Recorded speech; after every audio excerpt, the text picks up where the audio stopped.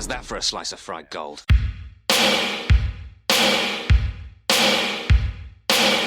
think this is a fucking costume?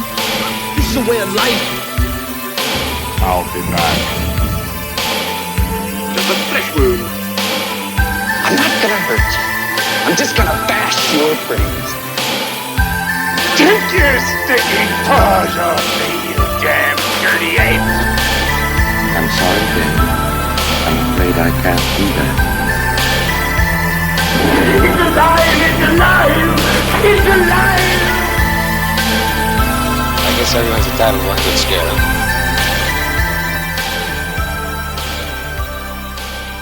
Did we talk about, because I can't remember. The Matrix? Yeah, did we talk about The Matrix? We did, earlier. Yeah. Is that the one with Keanu Reeves? Yeah. Okay. I feel like this is something we had brought up. Did we discuss that the Wachowskis are the nieces of Lawrence Luckinbill? I don't know who that is. He's the guy who plays Sybok in Star Trek V, Spock's brother. Oh, the one who's searching for God. Really? Yeah. I don't think that came up. It just feels like something that might have come up that you were all going to be like, you asshole. We brought that up in Matrix Reloaded. No, I mean, we do that to you a lot but it's usually something we brought up earlier in that same episode and you weren't listening.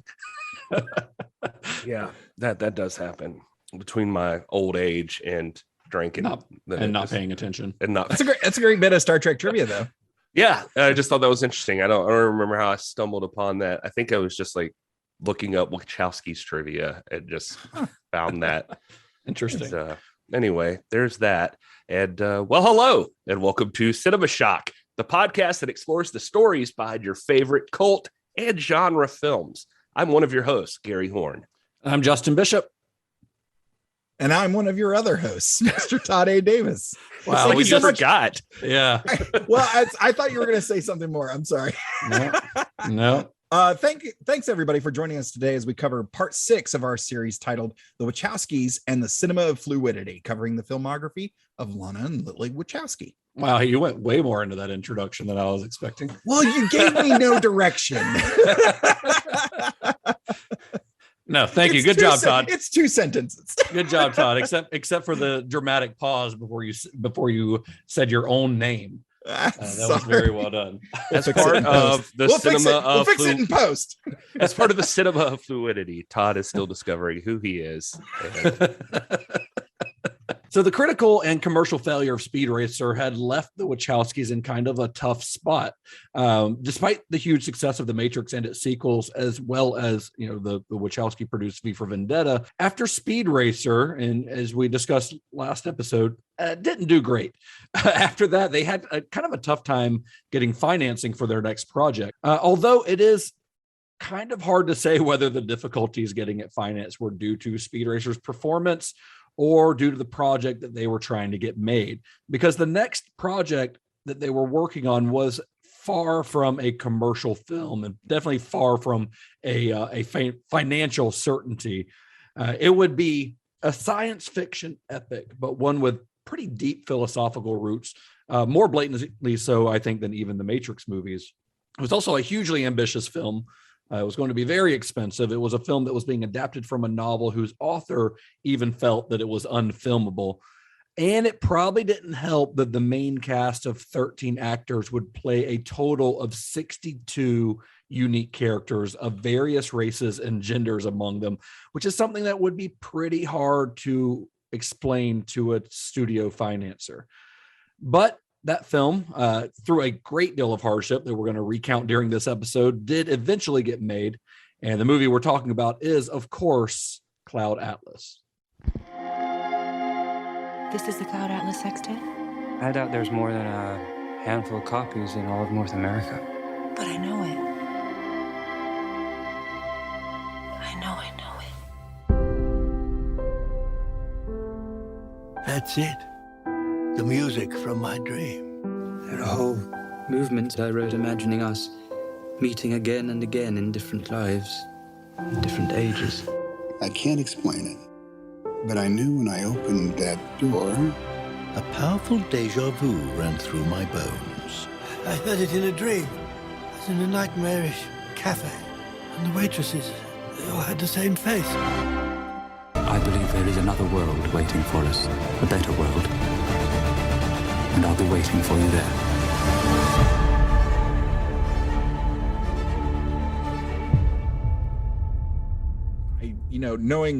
Knowing what their pitch was for The Matrix to Will Smith, I am super curious to hear the elevator pitch on Cloud Atlas, because it just sounds so bonkers. Like, even after having watched it, it's like, how the hell did you pitch this?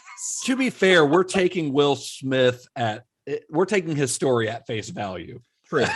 Yeah, that's true. I have a very good feeling that that clip that we played back in that episode about Will Smith explaining his meeting with the Wachowskis, I feel like he might have embellished that just a little bit for the sake of an entertaining YouTube video. I was about to say, Will Smith's a comedian at heart, so he's obviously going to tell the fun story. Based on all the interviews and stuff that we've watched, I don't know that it was that far off. But everyone else that's been interviewed about, like, especially The Matrix specifically, about the way that they pitched it, were like, they spoke a lot about their enthusiasm, but never made it sound confusing in the way that Will Smith did. I think Will Smith just didn't get it. I could see Lana Wachowski also going in depth on the philosophical underpinnings of the story, and Will being like, "What, man? Come on." What are you talking about? That's a solid Will Smith, Gary. Here's what happened. I started to try to do a Will Smith, and as I got halfway through the man, I thought, is that like doing black voice or something? I don't know.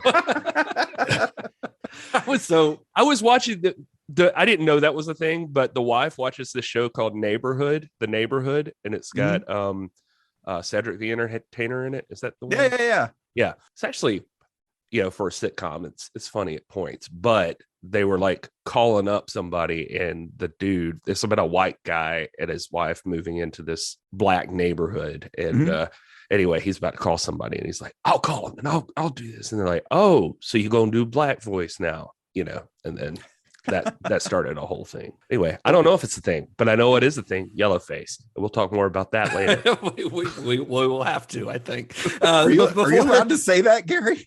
Yeah, you are. Oh, okay. All right. It's a thing. Okay.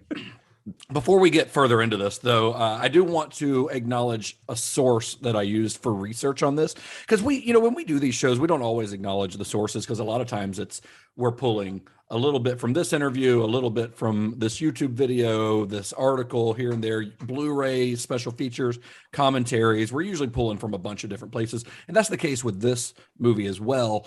But there was an article in the New Yorker, came out in 2012 as the movie was being released, by Alexander Heeman, called Beyond the Matrix, where this writer had unprecedented access to the making of the film and to the Wachowskis and Tom Tykwer in a way that they don't normally grant to reporters.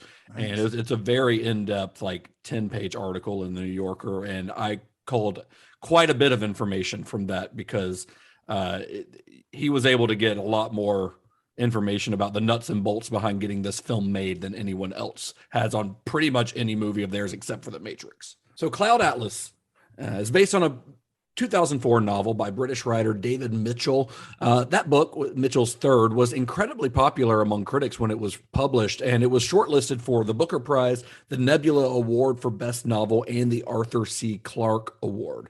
And among its fans were German director Tom Tykwer. We haven't talked about Tykwer yet on this podcast. I don't know that we'll ever do a full series on him, but he does have some films in his filmography that would be worth discussing. So Tykwer was born in West Germany in 1965. He was a lover of film from an early age, even getting a job at a local art house cinema as a teen so that he could see more movies, including those that he was actually too young to buy tickets for. Then he later became a projectionist and a film programmer, and he quickly gained a reputation among German filmmakers as an avid film buff. One of us. Yeah. And these filmmakers encouraged him. He befriended some of these German filmmakers, and they actually encouraged him to tell his own stories. So he soon began making his own films, first short films, and then later he would start working on feature-length films. His breakout movie was one called Run Lola Run, which was released in 1998, starring Franca Potente. You might know her from the Jason Bourne movies. She's the love interest in those first couple of those. That's probably her biggest role in Hollywood. Yeah, it was one of those movies I definitely remember working in a video store. Like it was, I still remember the cover to this day, and it's just great being film. like a unique look. And I remember watching it several times back then. Yeah, it was really popular. It was part of that kind of late 90s, the full decade of the 90s, I guess, boom for like independent cinema. This just happened to be one that was a foreign film, and it was very successful, and it actually became the most successful German film of 1998, and it put Tickwar on the map internationally. He followed that. Oh, sorry. I was just going to say, for no good reason, I think he was in a relationship with Franca Potente for a long time. Yeah. Anyway, I'm sure. Not important. Let's call him and ask. So he followed up Run Lola Run with a film called The Princess and the Warrior in 2000, and then released his first Hollywood-financed film in 2002 with the Miramax-produced Heaven, starring Cate Blanchett and Giovanni Ribisi. Then his next film was Perfume, The Story of a Murderer, also a really good, excellent film, starring Ben Whishaw. And then in 2009, he released kind of his first big-budget Hollywood film. Heaven had been produced by Miramax, but it was still independent at the time. But this movie that he released in 2009 called The International, starred Clive Owen and Naomi Watts, was his first like big budget Hollywood movie. Nice. I remember Perfume, The Story of a Murderer. That's pretty dope. That's a really good movie. It's really, really good. Yeah. And it's based on a novel as well. I could easily see it being a horror movie, but it wasn't really played like a horror movie, but it was. No, it's got some moments here and there. Yeah. But it's really good. I'm not doing a good job of selling it, but just it's awesome actually. So you're using a lot of adjectives. Yeah, well, that does help. Yeah. So that same year, 2009, Tickwar announced his intent to adapt Cloud Atlas into a film, and that he was working on a screenplay with the Wachowskis, who had optioned the novel not long after its publication. He also worked with Quentin Tarantino on the German stuff for Inglourious Bastards. Apparently, like translating the screenplay and stuff. Yeah, that's for like the Germans. So, flashback to 2005. Lana and Lilly Wachowski they're on the set of V for Vendetta shooting some second unit stuff when Lana notices that Natalie Portman is engrossed in a book called Cloud Atlas in between scenes. She just like every time she gets a break, she can't put this book down. And Portman raved about the book, which led Lana to read it, and she loved it, and she shared it with Lily. And soon they were like calling friends, insisting that they read this book. They were kind of obsessed with it. It was one of those where like you like something so much that you want everyone else to experience it and enjoy it as much as you do. And the book it's complex. The book it consists of 6 separate storylines set from the mid 19th century through a far distant post-apocalyptic Earth hundreds of years from now. And each story has its own unique narrator. A lot of it's epistolic, so like it's in the form of a letter, a journal, the things that we see in the movie. The book is written that way. That's cool. And for the post-apocalyptic segment, set on what do they call it? The Big Island, I believe is what they refer to it as. Mitchell even created his own language, which is a sort of mutation of the English language that really kind of forces the reader to translate as they go along. I thought it was just like Tom Hanks and Halle Berry decided to get tired of talking. that was an invention of the author. And even as he was writing the book, Mitchell thought it's a shame that this is unfilmable because it was structured very interestingly. But the Wachowskis, they loved this book so much that they were determined to defy the idea that this was unfilmable. They think that pretty much every story is filmable, at least in some aspect. And they were immediately kind of profoundly attracted to the idea of turning this novel into a film. I mean, they were drawn to it, the scale of its ideas, its lack of cynicism, and the dramatic possibility of the story's recurring themes of hope. A lot of themes were present in this novel that you see pop up throughout the Wachowskis' filmography. So it makes sense that they were attracted to it in the way that they were. Yeah, it's looking at it in its base elements, it screams like the Wachowskis. They had also been fans of Run Lola Run. They saw it when it came out in 1998, and they had wanted to work with Tom Tykwer ever since. And Cloud Atlas kind of seemed like the perfect project for collaboration. Just FYI, I've seen some interviews with this guy, and I don't know if it's the German thing, but sometimes it's Tom Tykwer. Tykwer, yeah. Yeah, I have a hard time saying that without feeling like I sound silly. Yeah, you're doing German voice. Yeah. But no, you can imagine why these guys would connect for real, because big ideas, like Tom Tykwer said, like in German, I saw one interview with him, and I don't remember the exact term. I probably should have written it down, but it was like, we have und and not. It was something like that. And he was like, it means you have serious German voice. Yeah. He's like, we have serious or entertaining, never both. And so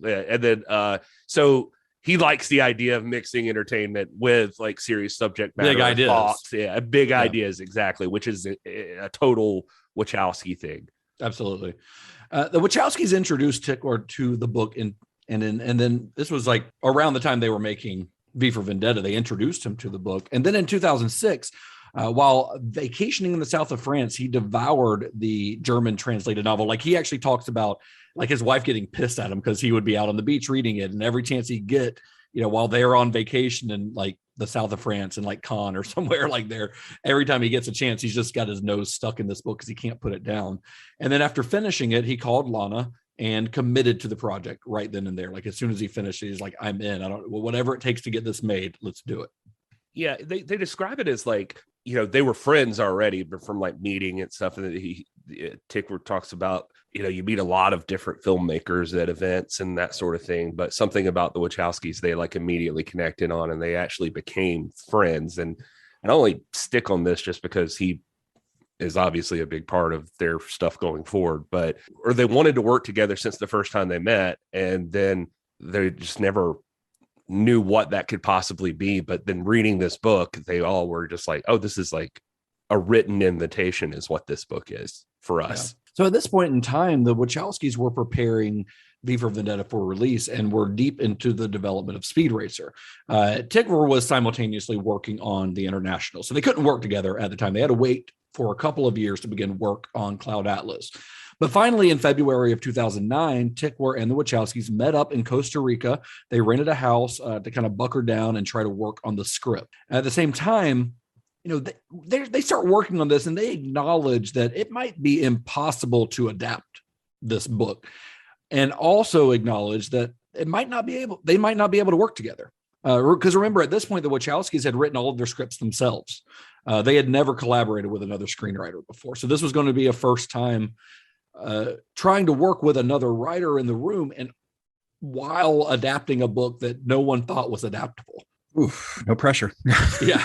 Jeez. So, the first challenge in adapting the novel was the novel structure. So in the book, the stories are laid out in chronological order. So you start in the 19th century. Then when you get to and you go progressively through time. So you go to the 30s, to the 70s, to the present day, and then into the future. But when it gets to the middle of the book, it tells you have the entire story of the Big Island segment, the one that Tom Hanks, the post-apocalyptic one. Mm.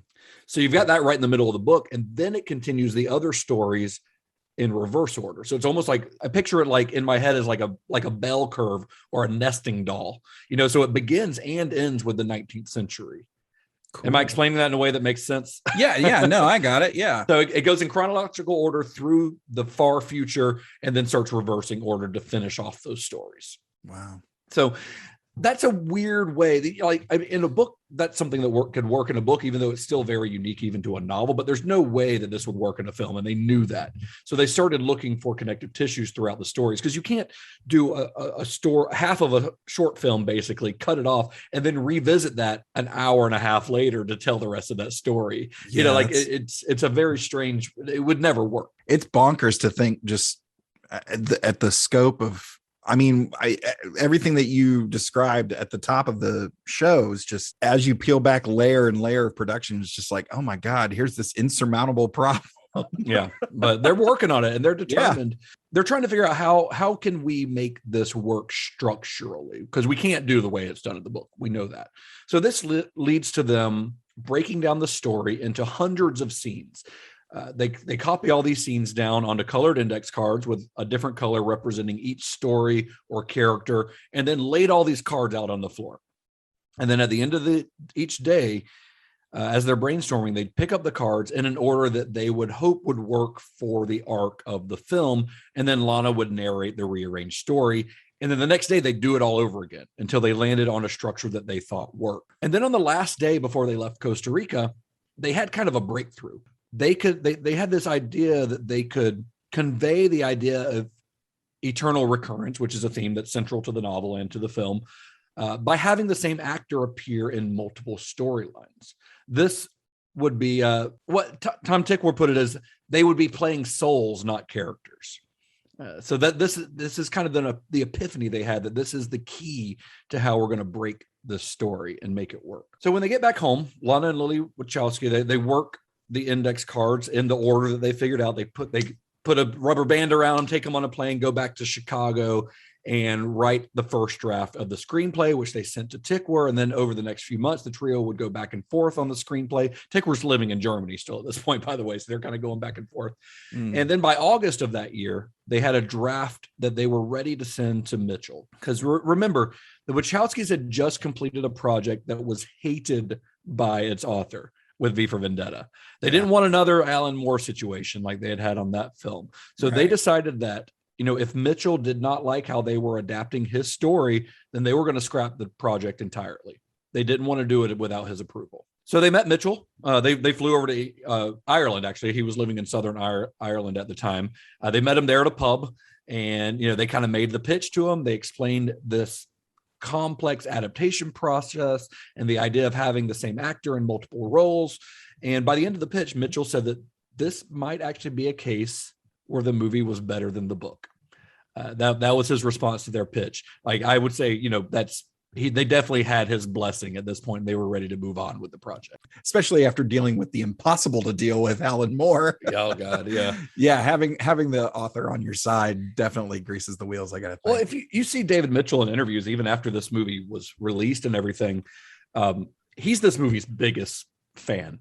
He is incredibly happy with the way that the adaptation process worked out on this. Nice. Did we talk about how they didn't want to make it like Alan Moore, that situation? I'm just kidding. That's a callback. It's easier to do a callback when you do remember what we talked about before. So before we get any further into the making of Cloud Atlas, we do, I think, need to address some of the personal stuff going on in the Wachowskis' lives at this point, because I think it is a vital part of their story, both as people and as filmmakers. As we've alluded to in past episodes on this series, during the production of the Matrix sequels in Australia, Lana, who was still identifying as Larry Wachowski, was suffering from severe depression due to a recent separation from her wife, which I think Gary went into a little detail on that on one of the Matrix sequels, I think, and from her struggles with her gender identity. She even confessed to Lilly that the reason that she went swimming in the bay every morning, this is in Australia, instead of in their pool, was in the half hope that she'd be hit by a boat or eaten by a shark. For years, she was unable to even consider the terms transsexual or transgender, even though she knew something wasn't right with the way she was presenting herself. But once she admitted the truth to herself, she kind of knew that she'd have to tell her parents and her sister, and that this is an idea that created extreme anxiety, as you can imagine. Yeah, like an exact quote from her, I think I saw, which you're probably pulling from there, but said, she said, "For years, I couldn't even say the words transgendered or transsexual. When I began to admit it to myself, I knew I would eventually have to tell my parents and my brother and my sisters. This fact would inject so much terror into me that I would not sleep for days." So she starts talking to her therapist and trying to figure out a plan on how to do this. And this was supposed to be kind of a slow process. It was a coming out plan that they'd come out with, like, we're going to do this slowly, a little bit at a time. It was supposed to take like 3 to 5 years before she was completely out in the open as Lana. But then a couple of weeks into this plan, her mother, Lynn, called from Chicago, and she sensed that something was wrong. her mother did. So she flew out to Australia the next day after speaking to Lana. The morning after her arrival, Lana told her that she was transgender, that she was a woman, and her mother didn't really understand at first, but quickly offered her unconditional support, saying that she said she flew to Australia worried about losing her son, but then she said, this is a quote, "Instead, I've just found out there's more of you." And then Lana's father, Ron, flew out as well from Chicago to Australia, offered his own unconditional support, as did Lana's sisters, because the Lana and Lily have two other sisters, Julie and Laura. They offered their support. Of course, Lily, who was still identifying as Andy at this time, did as well. So this meant a lot. This was something that was obviously, like, in that quote that Gary read, like, this is causing her to she can't sleep. Like, she's worried about how her family is going to take this. And they just like immediately accepted her, which is unfortunately not the way these stories always go, but it's nice to hear it when it does, when it does go that way. Kind of sweet. And a couple of days later, they're still in Australia. The Wachowski family, they all go out to dinner in Sydney.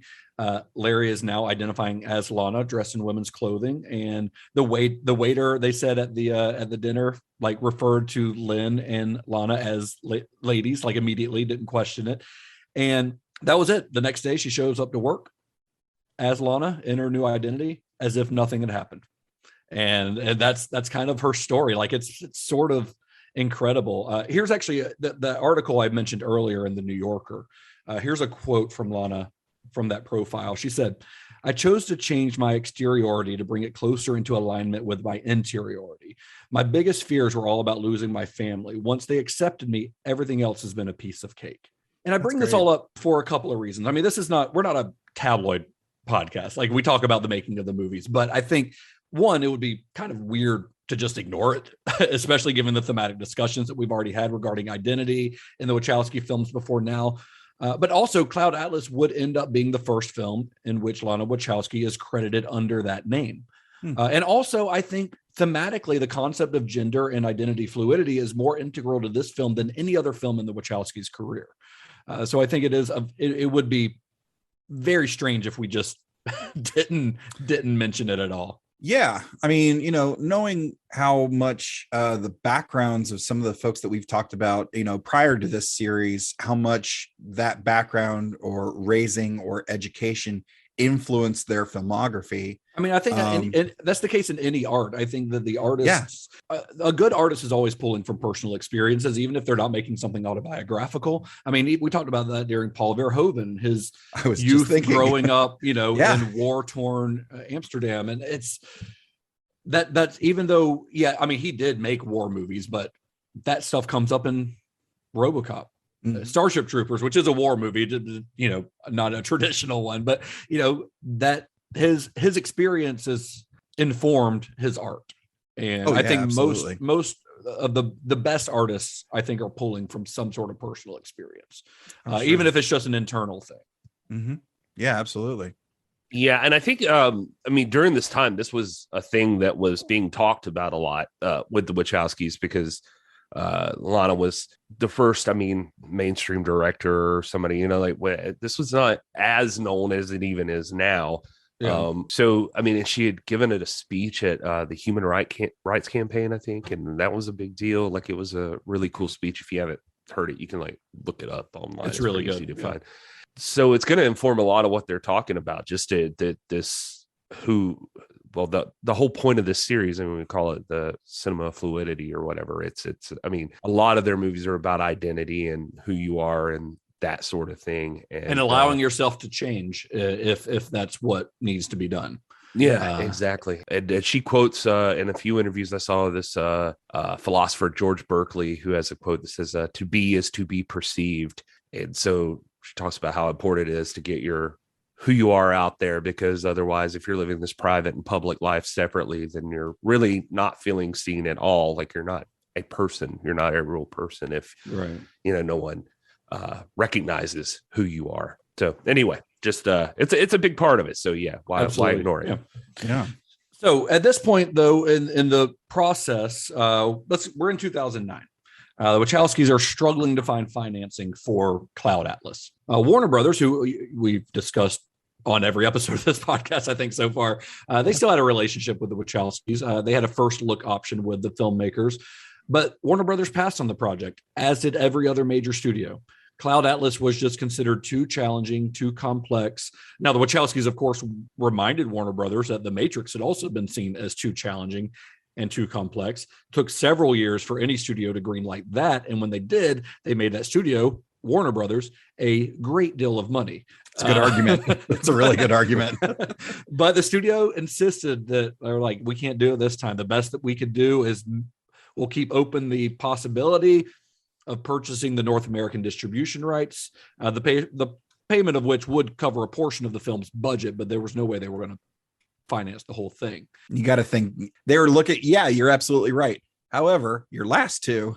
Yeah. Well, yeah. Much. I mean, yeah, but the Matrix that has 2 and that 3 has to be still, the thought process of whatever Sure, executive they sat in front of. Well, I mean, the Matrix 2 and 3 still made a lot of money, but Speed Racer, on the other hand, would definitely be a weapon that the Warner Brothers could probably use as like let's maybe not do something this ambitious right now. Right. So ever since that brainstorming session, that writing session back in Costa Rica, the Wachowskis and Tom Tykwer had seen the script's dramatic trajectory as the evolution from the sinister Dr. Goose, that's the character that Tom Hanks plays, that's like poisoning his friend in that 19th century story, to the decency of Zachary, with both characters embodying what they call the kind of quintessential everyman.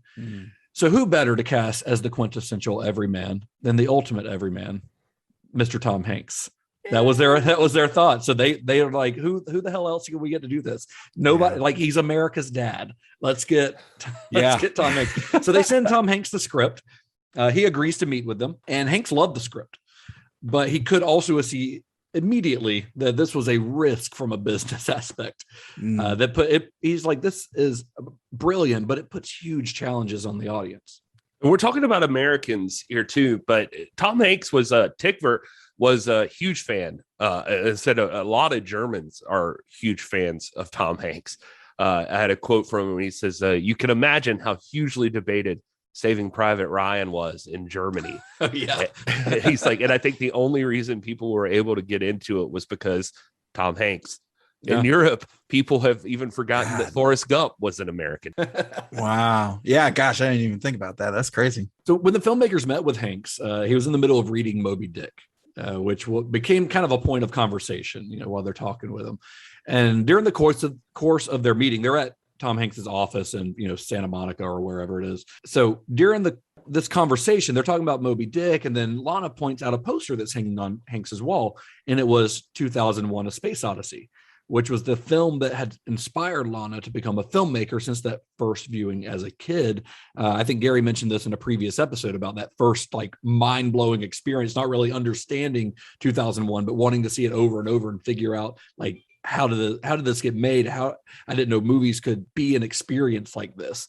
That's the movie that made her want to be a filmmaker. So it seems kind of serendipitous. He's reading Moby Dick, which was a big inspiration for the 19th century section of the Cloud Atlas novel.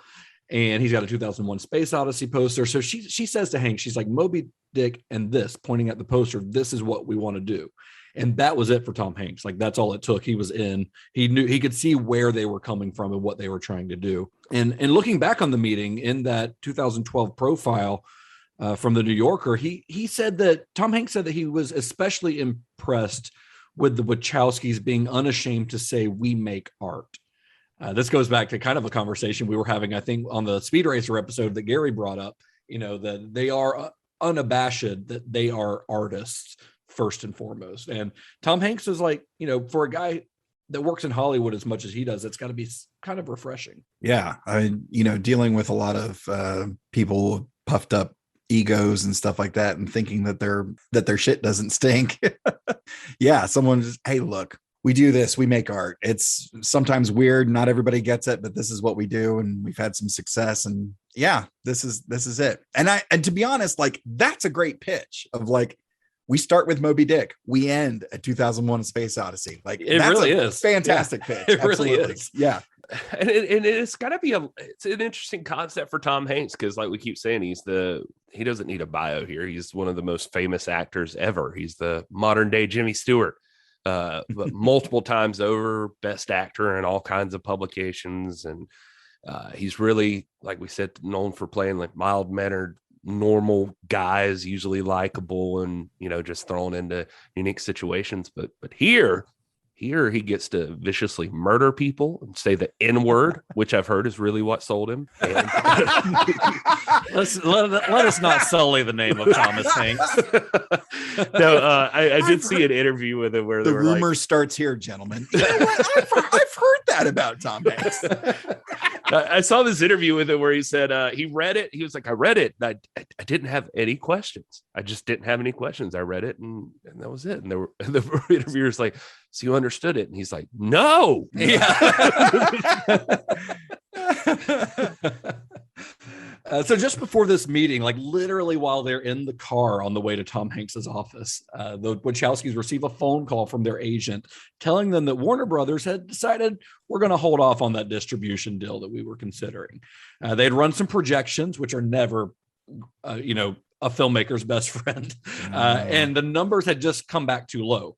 And the template that had been used for these projections, according to the Wachowskis, had been The Fountain, Darren Aronofsky's 2006 film that also had multiple storylines, set in multiple eras, using the same actors. So they see all these things as like, this is kind of like Cloud Atlas.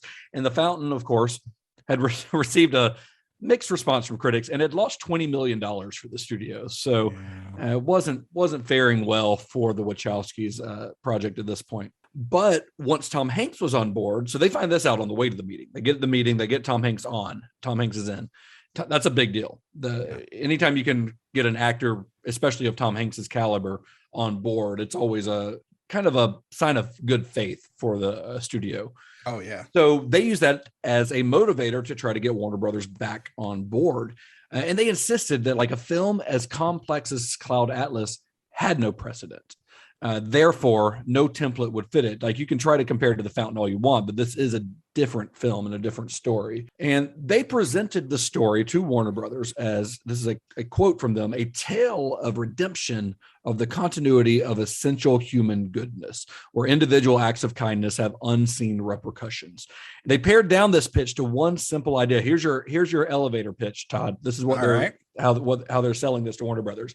They say Tom Hanks starts off as a bad person, and over the centuries evolves into a good person. Nice. And that's it. Simple as that. Yeah. And that was enough. They got Warner Brothers to sign on. They were down to distribute the film, although with a much lower offer than the filmmakers were hoping. In the end, Warner Brothers contributed about $20 million to the planned $120 million budget. Oh, they did. I mean, the Wachowskis credit Tom Hanks a lot in this, though. Yeah, for sure. Like that even with the other actors, and like signing people up, that Tom Hanks was the first to fly over to Berlin. And then you could say like, no, he's over there. He's ready to shoot. He's ready to go. So at this point in the film's development, the only other guaranteed money that the Wachowskis were getting would be from the German Federal Film Fund, much like Speed Racer.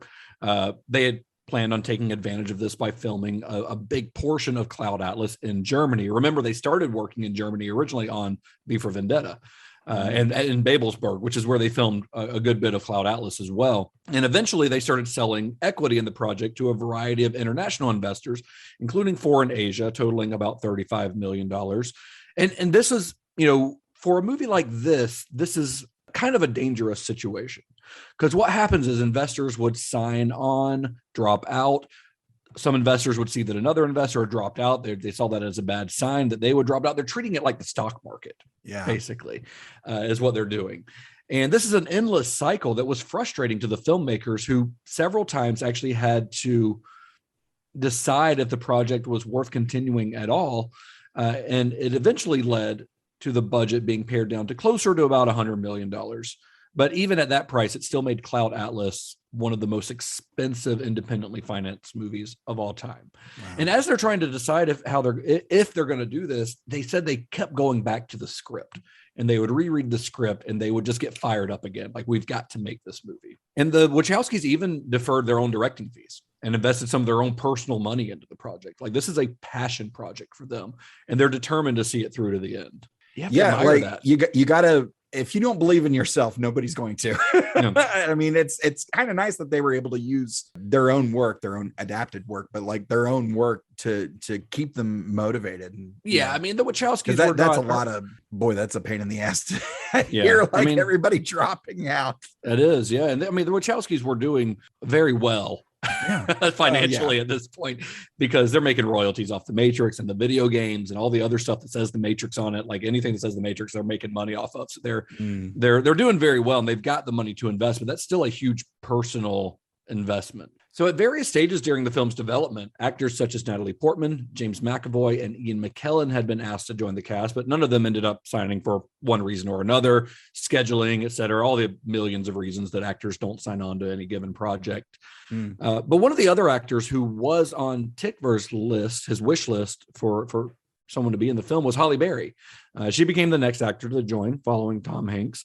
And she says, by the way, that she was only petitioned with 2 roles. But yeah, anyway, I think that happened a few times. And then they're like, no, you're also going to play this one and this one. Hey, do you want to play like an Indian man? Yeah, let's go for it. I'm sure this helped it along too, though, because Halle Berry's another one of those actors that you don't need a bio on. Right. Everybody knows who Halle Berry is. Yeah. And then the cast started being rounded out after Halle Berry joined. You've got, Wachowski regular Hugo Weaving. We've got Susan Sarandon, who of course had been in Speed Racer. Ben Whishaw, who had not worked with the Wachowskis yet, but had been in Perfume, Story of a Murderer for Tickver. Jim Sturgis, Keith David, James D'Arcy, Jim Broadbent, Korean star Doona Bae, who is my favorite part of this movie and of their follow-up Sense8. I think she's a badass.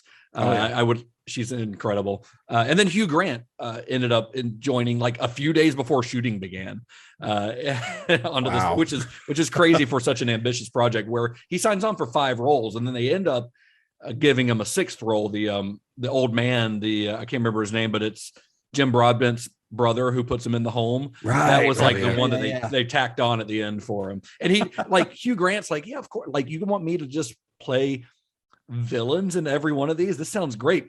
Hugh Grant doesn't get to play villains very often. Right. The only other villain role, in fact, I can think of Hugh Grant in is in Paddington 2. He said part of him getting the movie was really just a matter of like his agent is going through stuff and like he's on the phone with his agent and his agent's just like reading like, and you got this offer and this offer and this. Ooh, here's a weird one. And then reads it to him. He's like, oh, that one. Oh yeah, he's like, oh wait, you guys want me to play the chief of a cannibal tribe where I get to like slit throats and cut scalps? He's like, there wasn't a whole lot of that in Sense and Sensibility, so let's roll with that. But the cast is incredible, and definitely one of the first things that I think stands out about this movie, even if you haven't seen it, because I hadn't, but I know that it's one of those movies I had not seen, but I know like Halle Berry and Tom Hanks, and there's all these other faces I recognize, and I'm like, why did I never see that? Why did I never hear more about that? Because you got guys like Broadbent, who's one of those guys you've seen him in like 100 different places. Oh yeah, like he's Moulin wonderful. Rouge, Gangs of New York, Harry Potter. He's I think at this time he'd won an Oscar already for playing John Bailey in Iris. He's just all over the place, so you recognize him immediately. Hugo Weaving was on fire during this period. A fire that the Wachowskis helped start, so he went back to them to help put it out. He'd obviously done The Matrix and V. He did fine. He did Red Skull after this, so his career. No, Red Skull was before this, right? Oh, is it? Yeah. What year was that? Red Skull was right before this. It's pretty close. They were probably filmed around the same time or back to back, I would guess. Yeah, when's Captain America: The First Avenger?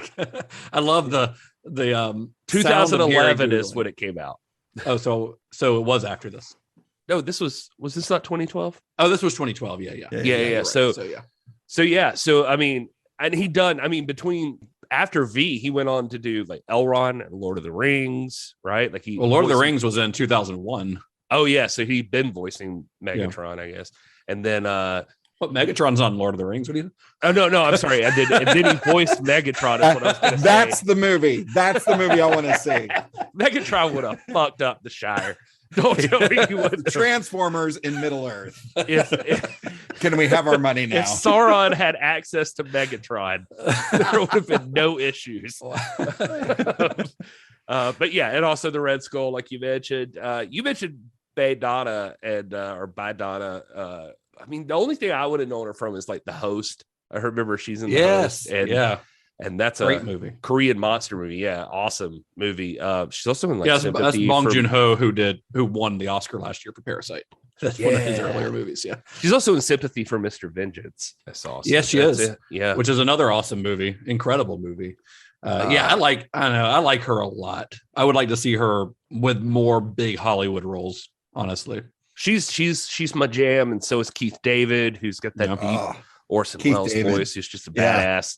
Another one of those guys you've seen in a million different things. And They Live, of course. Yeah.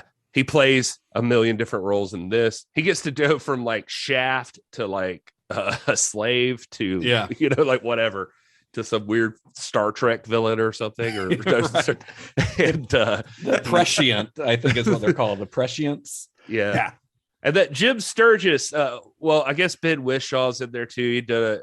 He was in Paddington himself. Yeah, Paddington. We mentioned that off air, but he was in before this, like Across the Universe.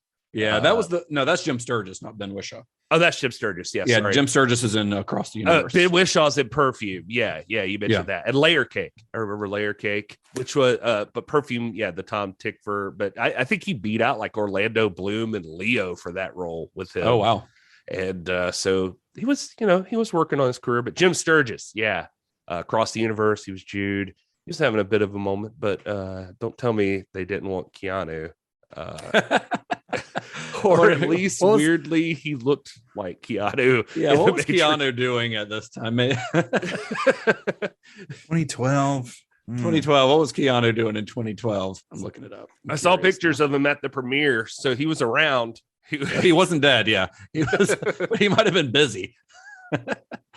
2012, Keanu was doing Man of Tai Chi, so he was working on his own direct. That came in 2013. That's so I bet he was like, I bet he was working on pre-production on that.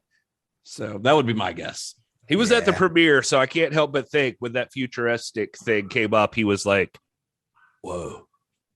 Like he saw Jim Sturgis.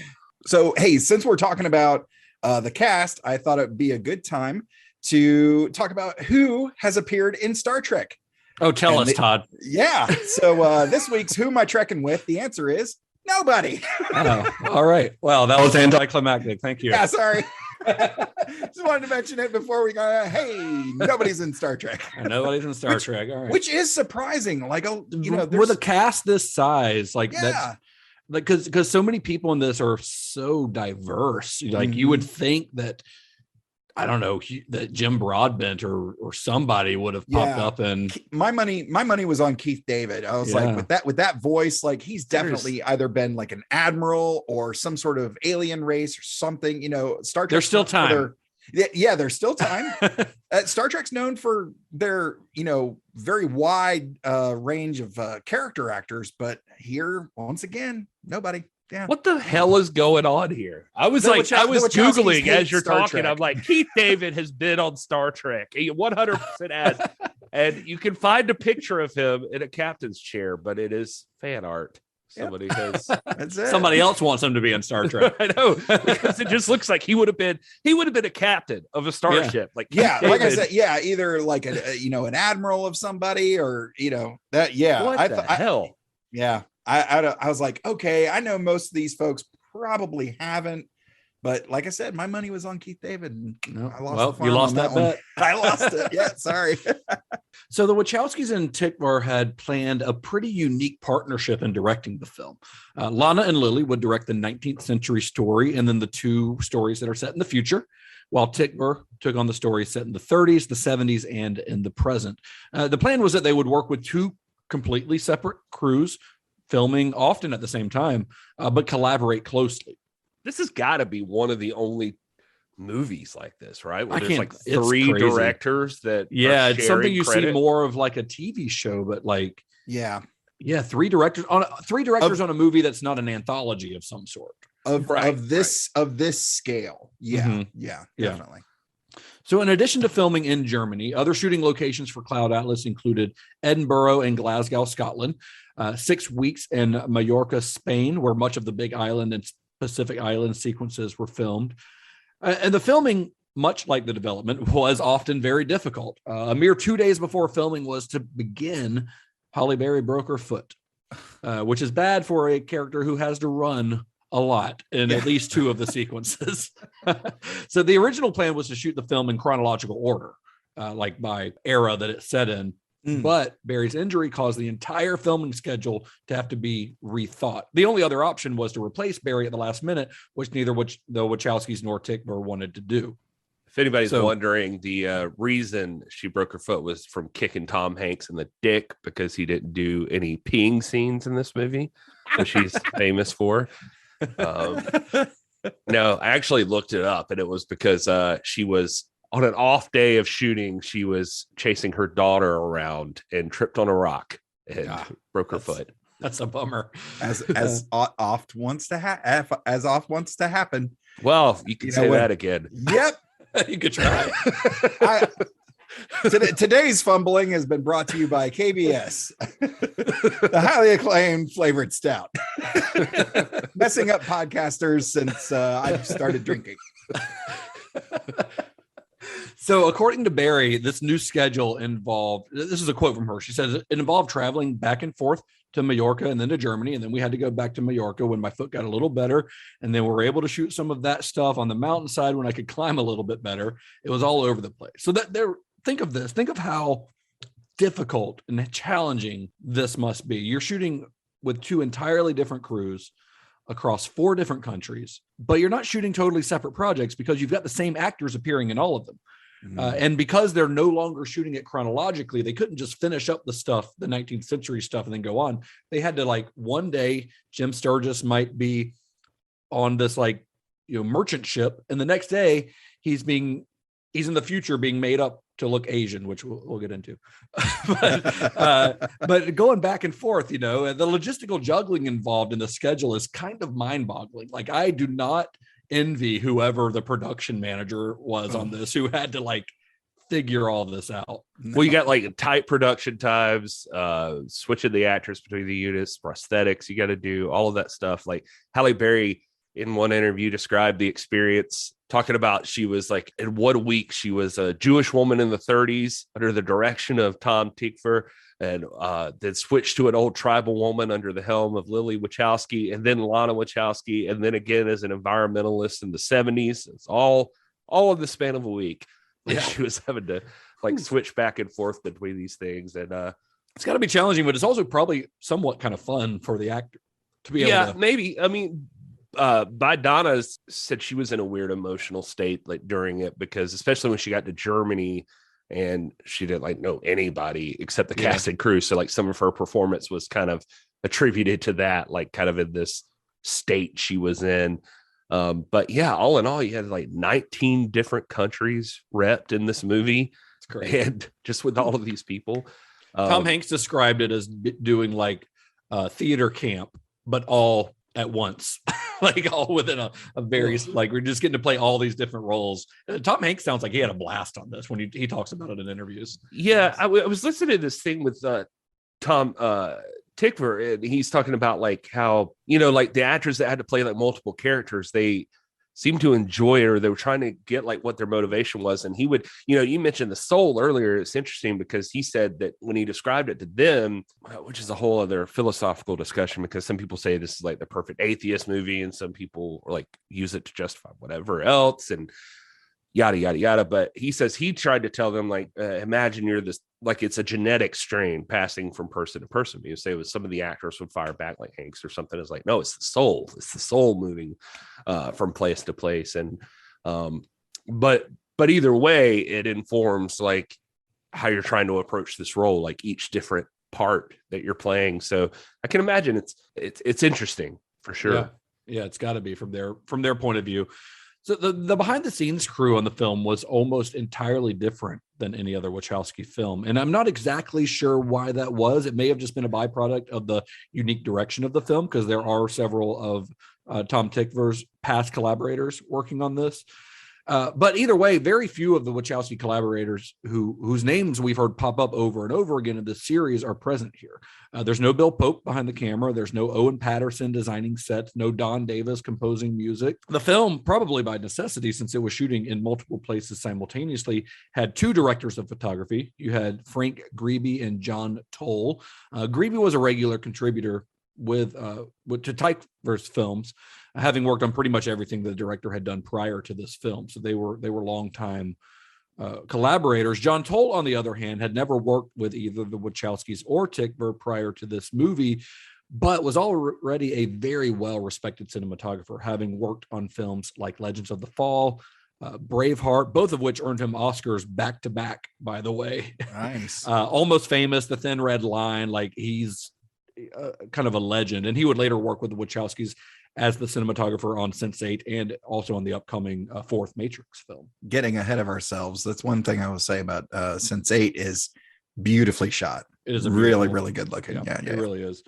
The music in the film was actually composed by Tom Tykwer and his musical collaborators, Johnny Klimek and Reinhold Heil, who he'd been working on on all of his films since Run Lola Run.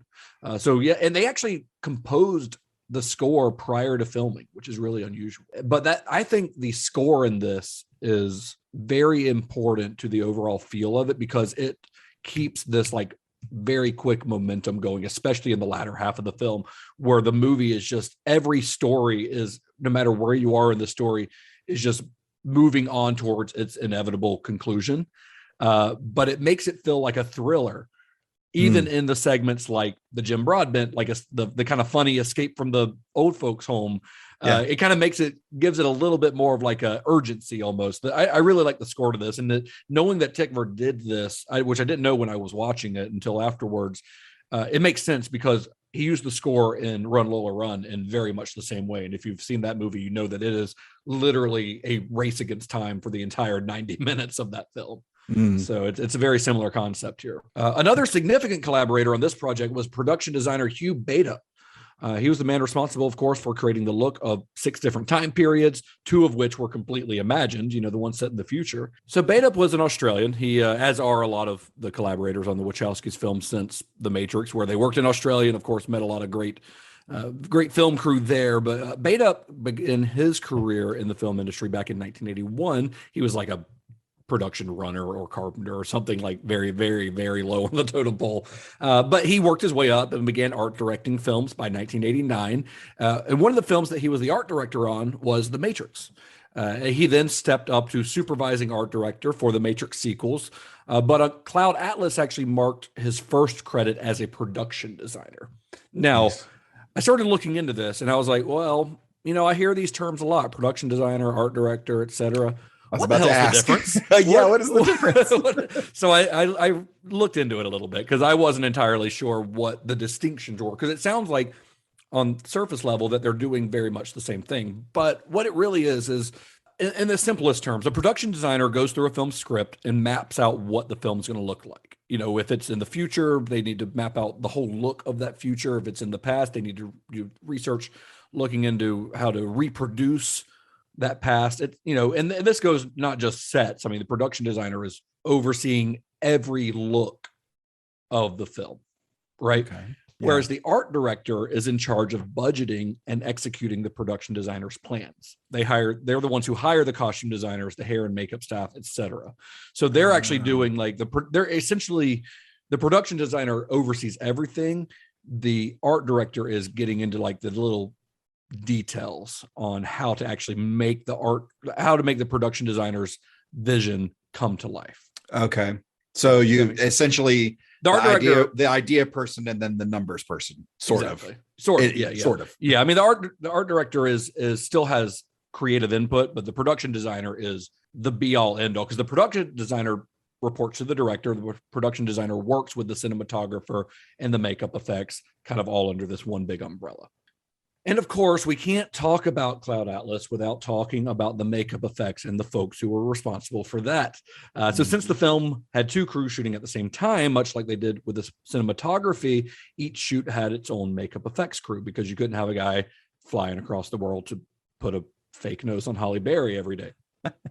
So for their sequences, the Wachowskis brought on Jeremy Woodhead, who'd first worked with the filmmakers on V for Vendetta and had contributed hair and makeup designs to all of their films since, including going forward after this. Tickver brought on Daniel Parker for his sequences. Now, Parker was already a Hollywood vet at this point, having started working. His first job was an uncredited role in the makeup department on Return of the Jedi. So not a bad place to get your start in makeup. Yeah. He'd worked on everything. Like, this guy's filmography is insane. Look up Daniel Parker on IMDb. He worked on everything from The Crying Game to Cutthroat Island to Apocalypto before working on this film. Wow. But of note to fans of the Cinema Shock podcast, he also worked in the prosthetics department on Toby Hooper's Life Force. Oh, nice. Little connection there. Cool. Now, one other person you may have noticed we haven't mentioned here, Joel Silver. This is the first time they have not had Joel Silver as a producer on this, and I don't know why. The Wachowskis' biggest cheerleader. Exactly, and I don't know why, but all I can guess, my educated guess, is that because this film was not a Warner Brothers production, I mean, they contributed to it, but I think Silver Pictures had a deal with Warner Brothers, which is why he was able to work on all the other films prior to this. But because Warner Brothers was not the primary, producer of Cloud Atlas, I think that just Joel Silver didn't come along with it. You know what I mean? Does that make sense? Yeah. So that's all I can guess. So the executive producer on this was a guy named Grant Hill, who had actually been working with the Wachowskis as a producer since the Matrix Reloaded. Grant Hill worked with them. He was like the production manager and was credited as an executive producer on the 2 Matrix sequels. And he actually produces everything for the Wachowskis from the Matrix Reloaded on. Wow. Including the upcoming Matrix 4. I don't think he worked on Sense8, but as far as their theatrical releases, both Matrix sequels, V for Vendetta, Speed Racer, this, Jupiter Ascending, Matrix 4, he's a producer on all of those. Nice. Hey, So while we're another Australian, I should note, by the way. Yeah. Well, let's throw another shrimp on the barbie. That's what he says when it's time to start. Every time he enters a room. Right. when it's time to start production on a new film, that's how he phrases it, actually. That's not a film. Right. This is a film. Lights and sound, and throw another shrimp on the Barbie. Yeah. Nice. A quick question about, we mentioned the makeup and the prosthetics and all of that. I know and we briefly mentioned it, and maybe you're getting to this, maybe you're coming up to this. I know we're kind of getting to the end of our show here, but are we? No, Todd, this episode is going to be as long as the film. Just fair warning. Fair enough. I've got the day, guys. I can do it. So it's in the film that a lot of the actors are playing, are made up to be different races, genders, etc. Yes, races and genders and things. Did that cause any controversy? Because I know who is this guy? Like, we haven't just been talking about Yellowface and how we're going to have to talk about this eventually. Yes, it did. I just wondered if that affected the production. I don't think it. Did you think that was just what I called Asian people? Anyway, that was a joke. Okay. No, that's what I don't. Yes, man, I think we should do that after reviews. So just FYI. Yeah. So to answer your question, though, did it affect the production while the film was being made? No, I don't think so. And now I know that Jim Sturgis in some interviews said that he did question it when he signed on to the project, but that the reasoning behind why they were doing what they were doing worked for him. Now, after the film was released, yes, there was some controversy, and I'm sure we'll get into that later on in the show. Okay. That's all. Thank you, Todd. So the film Cloud Atlas made its debut at the 2012 Toronto International Film Festival, where it received a 10-minute standing ovation. But not a good percentage considering the length, I would say. Do you think the standing ovation should equal the length of the film? There should, yeah. You just stand all through there. At a film festival, they're showing a movie after this, so basically you're standing and clapping through the entirety of the next film. Right. Okay. That Just makes want to make sense. sure. So that didn't. It was a hit at the film festival. But festival goers are not Joe Schmo moviegoer. You know what I mean? So that didn't exactly translate into big business once the film was distributed to those general audiences. When the film was released in October of 2012, it opened at only $9.6 million, coming in number 2 at the box office, but ultimately grossed only $27 million in the US and a total of $130 million worldwide. This is a movie that cost, depending on who you ask, anywhere from $100 to $140 million when all was said and done. So not exactly a financial success, and critical reaction was polarizing. Many reviewers did praise it. A lot of people loved this film when it came out, and they called it one of the best films of the year. While others admired the film's ambition, but felt that it ultimately failed in its execution. This movie is one of those few, and that like it split. I mean, it's at like barely 60% on Rotten Tomatoes, I think, or was at the time, but it almost split critics right down the middle. It was on best of the year lists, and it was on worst of the year lists. I was going to say, I know in Time Magazine, they had it as like worst movie of 2012. Right. Yes. There was a huge discrepancy in critical reaction on this, which is interesting. I mean, but I honestly, like, we'll get into our own thoughts on this, but I think I'd rather a movie create some sort of big reaction one way or the other and polarize people than a movie that's internationally just totally praised the world over. You know what I mean? Like, they say that in wrestling too. If I normally Todd gets these, but I could jump in with her. No, like if you get heavily cheered or heavily booed, that's better than the audience being silent. Yeah. So, I mean, it makes me think of, we mentioned Darren Aronofsky's The Fountain earlier, but Darren Aronofsky's Mother was one of those movies for a more recent one that like split people down the middle. And the movie titled Mother. Yeah, I don't know anything about his actual mother. No, she gets booed everywhere she goes. She's a lovely woman, but not everybody likes her. But that movie, and I personally have a tendency, a lot of times I've noticed about myself that those movies that are like heavily polarizing, I tend to kind of like them because I like how abrasive they can sometimes be and how challenging they can sometimes be. You just appreciate the reaction. Again, like wrestling, you just appreciate the heels. Like I appreciate a filmmaker taking chances. Yeah, is what it is. And even when it's a miss, I like, if it's a big swing, I admire that. But before we get into our own thoughts, Gary, let's get into the thoughts of the internet, shall we?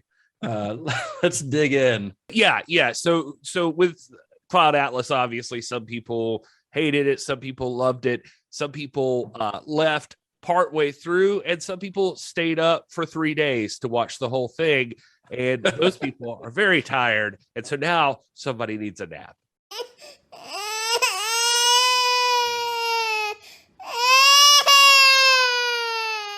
Let's see. Let's start with Nicholas. 1 star.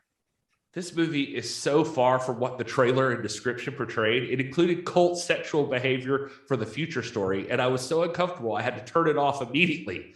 There are women out there who were so traumatized mentally and emotionally from cult abuse and brainwashing. I would never spend money on this movie had I known what it contained. Why do people find such dark subject matters entertaining? Is there not enough warped and whack trash in the world already? I'll be sticking to movies that are interesting without the human rights abuses and constant nasty characters. So I don't know what that guy was fucking talking about. What cult is he talking about? I just had to use that one because I was just curious what you guys thought about that. Maybe if he had watched the film, he would have known that there was no cult in this movie at all. No, there's some despicable characters in it, but there aren't any cults. Yeah, weird. Brian says 1 star. This movie's so bad. 3 hours of Jar Jar Binks. I would get my money back if I could. I couldn't find a single thing about this movie I thought had entertainment value. I only sat through the entire movie because I spent money to buy it on advice of a friend. He is no longer my friend. Oh, jeez. I think there would have been cults, but that was part of them not getting the full 120 million. It was yeah, that's it. Like, we're gonna have to cut the cult, guys. Cut the cults out. It was originally 7 stories. This other person calls it an aggravating, unrewarding experience. Watching this movie to the end is a Herculean endeavor. Cloud Atlas makes the most abstract, slow, even meandering movies feel like sweet, dazzling, scintillating memories. There isn't a single scene that's interesting or satisfying. Not one. This is Bhakti Lata is this person's name. The storyline of Cloud Atlas is actually fascinating, and I did not find it jumbled or disorienting as other reviews have stated. I was intrigued by how all of these seemingly disconnected people throughout the centuries were actually connected. Cinematography, acting, all of it was stellar. I give this movie 1 star because virtually every scene was disturbing with twisted violence and sexuality. I understand violence and sexuality are a mainstream of entertainment nowadays, but the kind of twisted murder and rape and sick humor in this movie turned me off. I want to watch this movie to the end, but I couldn't bring myself to cringe one more time. What kind of prudes are Honestly, you? I'd like to congratulate that octogenarian for being able to use a computer. That's great. Like, if your standards of violence and nastiness in a movie is Cloud Atlas, like what would you do if we showed you like fucking Hostel or something? Right. This person says, now, forgive my hateful language, but I'm still recovering from the ridiculous boredom and anger that I experienced last night. I should start by saying that I spent the night trying to think of something good about this movie. I failed. This was the most pretentious, cliche film I have seen in a long, long time. This idea with telling different stories, serving a single purpose, which would form a bigger picture, is overused. And it might have worked with some other films, but in this case, it's just, oh, come on. Seriously, the cast is awful. Don't get me wrong. I usually like Tom Hanks, and I love Ben Whishaw in The Perfume. But the acting in Cloud Atlas is literally scandalous. Now, about the movie itself, it's crystal clear that what they tried to achieve. It should have been some sort of revelation, which would explain life itself. In reality, it's simple, shallow, ridiculous. It doesn't raise questions or make you think. It doesn't even try to show you the answers. It just tells you stuff with a dramatic, slow, preacher-like voice and wannabe interesting accents. Honestly, this parody of a movie felt like if you caught a sub cable 22-hour lame melodramatic TV show crew, you gave them a giant budget and a camera and Halle Berry for publicity, and they took the opportunity to spill every single stupid, random, and cliched thought into a 3-hour nightmare. That person literally wanted this movie to tell them the meaning of life. That was their expectation. That's interesting. that seems like a burden that no film should try to carry. Well, hold on, because here's the thing: as long as the movie was, I've got a review for every 5 minutes of the movie. No, I'm just kidding. Go ahead, Todd. I didn't mean to. I was just going to say, honestly, that last reviewer was looking for the answer to life in Speed Racer, and they were still upset about it. So they decided to take it out on Cloud Atlas. Let me just go ahead and save you some time before I get into these last couple. That if you're looking for someone to call it pretentious, times 50, at least, and racist times 100. That those are all the reviews. So if you're looking for those reviews, yes, they're out there. There's so many of them, but I did not include them all here. I included this one because it's fun. Cloud Atlas? No, Atlas. Thank God it's over.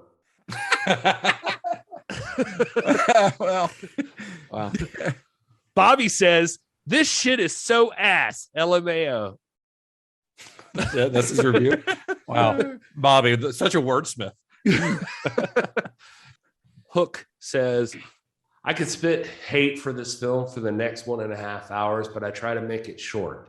Cloud Atlas is the ridiculously exuberant, inflated, officious, congested, and overexcited attempt that was expected. That said, it is appalling, conventional, and most of the times it looks awfully cheap, feeling like a failed attempt to do a TV miniseries. The idea of an ultimate genre mix is reckless. The permanent change of tone goes against every simple rule of filmmaking.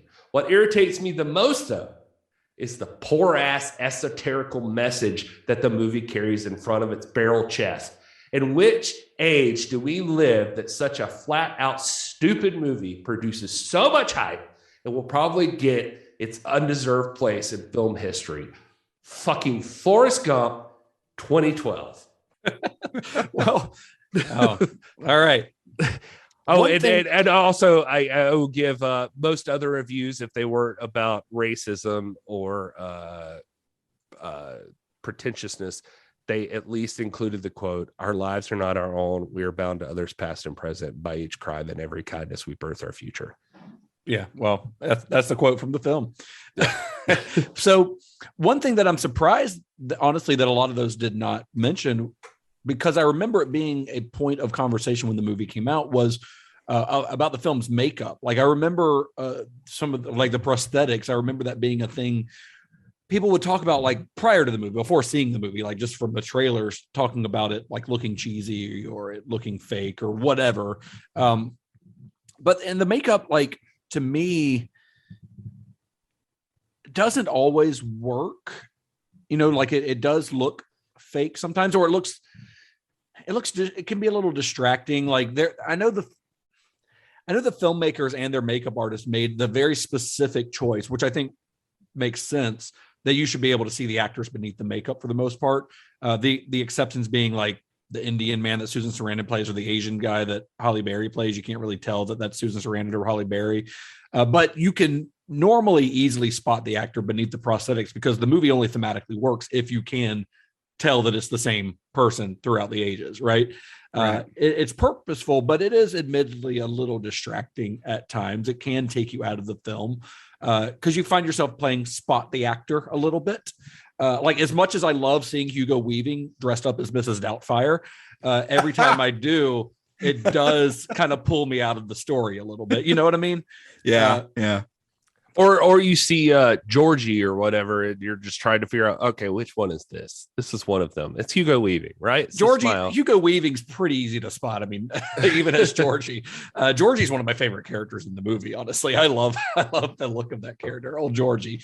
And the makeup is, I mean, I guess we just got to get into it. It is sometimes a little problematic, especially in the neo soul sequences, which sees a bunch of white dudes playing Asian.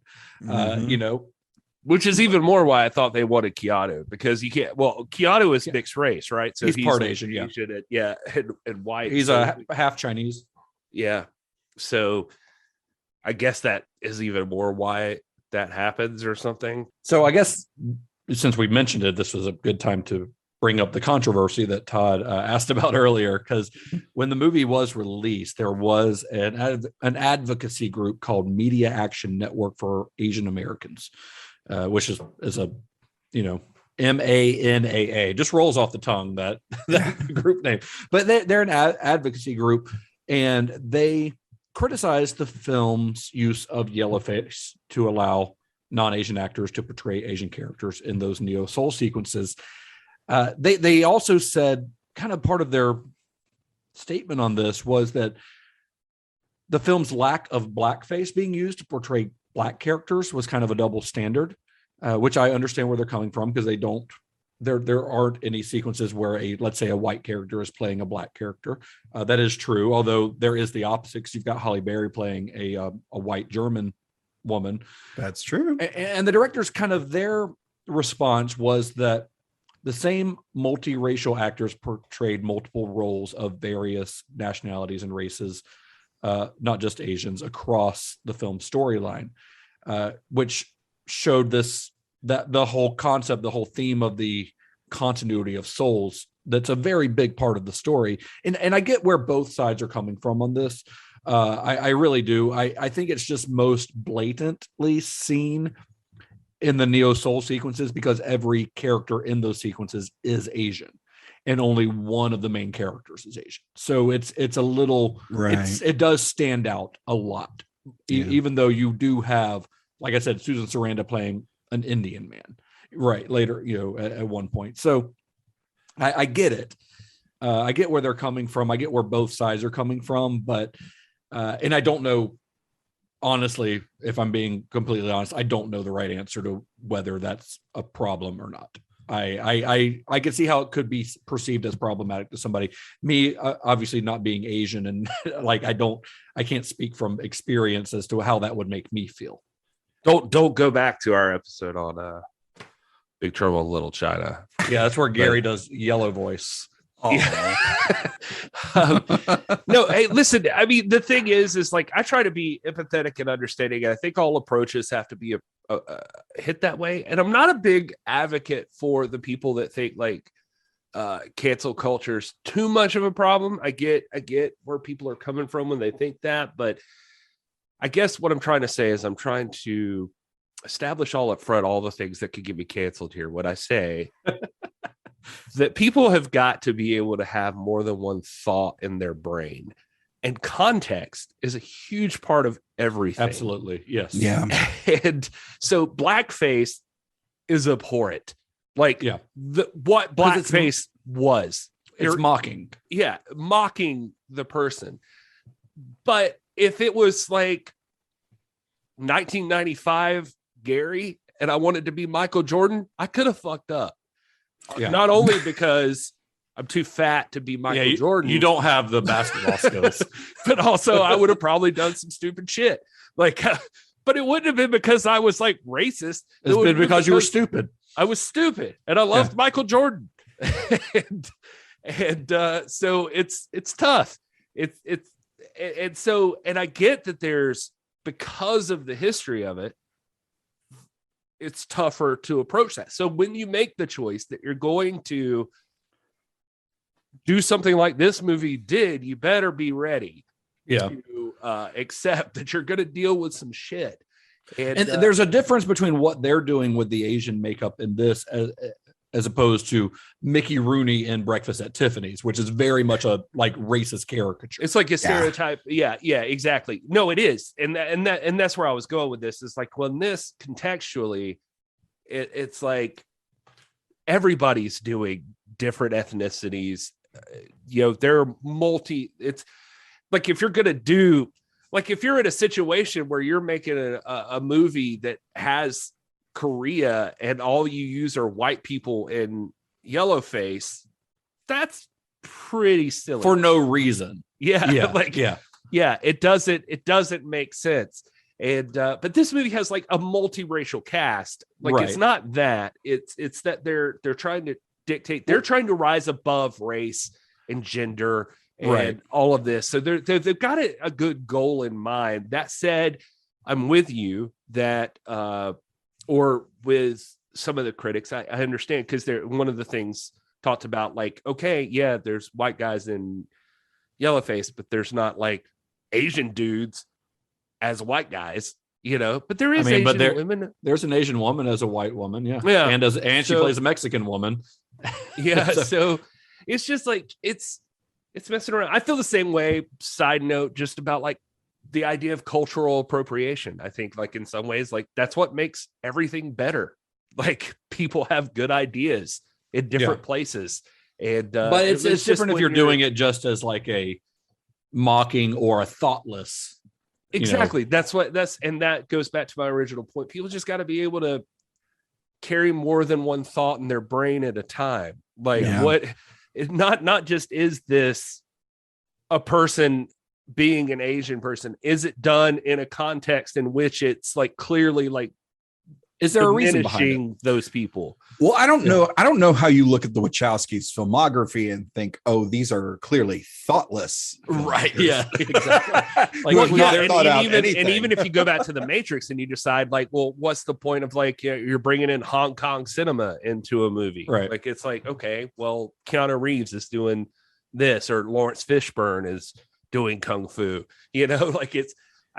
Anyway, it's all a difficult mixed bag. So I think, like, you got to be able to, like, think through it critically. Like, I think so too. And I don't think anybody here is attempting to be like a dickhead about it. No. I mean, I think the casting of the characters as different races and sexes is thematically consistent with the film's message, which is that we're all of one. We're all connected. Like, there are a lot of themes in this movie that I think we'll probably get into at least some of them. But I think that's kind of the big one, is that everyone's connected. And I think by I think by casting the same actor as in multiple races and genders, I think that's kind of their way of visualizing that.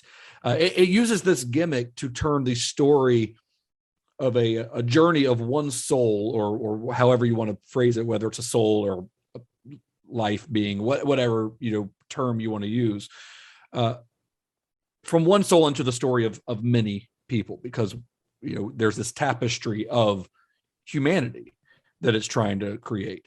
By doing this, by casting the same actor in multiple roles, you do get a little bit, like I said earlier, of that spot the actor, but it also encourages the audience to draw connections between the character stories in a way that they may not have if every character were played by different actors.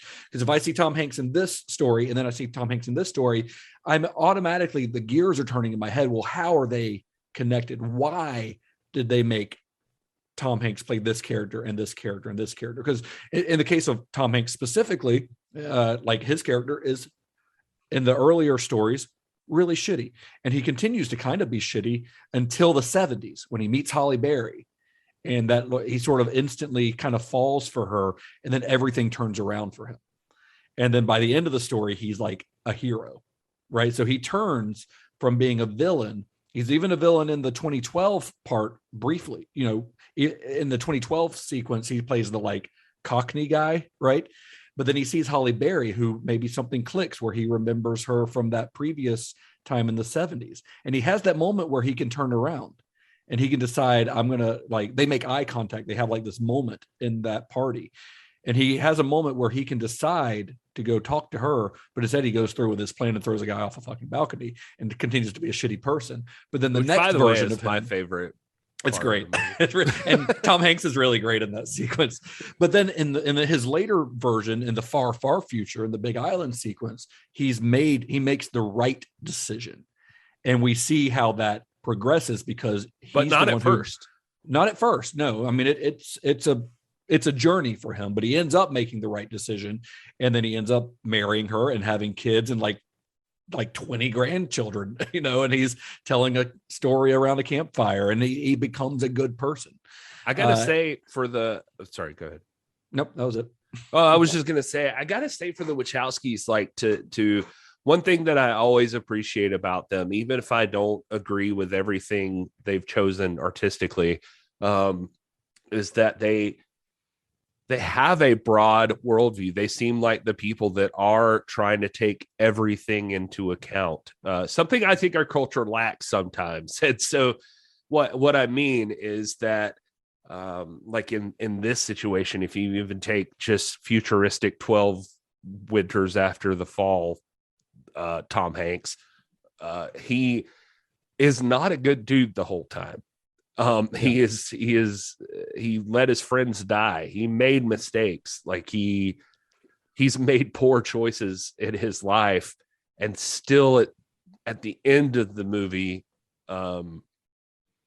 he's lived on and learned from his mistakes and has a family and obviously has grandkids. And, like he's trying to pass along the stories and like be a better person. Like it just seems that way for like Tom Hanks. So I'm just saying, so even there, or even when I talked about earlier, like that people were like, oh, you're passing along a genetic line. And some people are like, you're passing along a soul. The Wachowskis don't make any judgment on that. They're not telling you this is an atheist story or a religious story or like a reincarnation story or, like whatever. They're not telling you what it is. It's just like we talked on The Matrix. They leave that open to like, there are many interpretations. I mean, this could also be about stories being passed down from one generation to another, because the movie opens and ends with a guy telling a story around a campfire.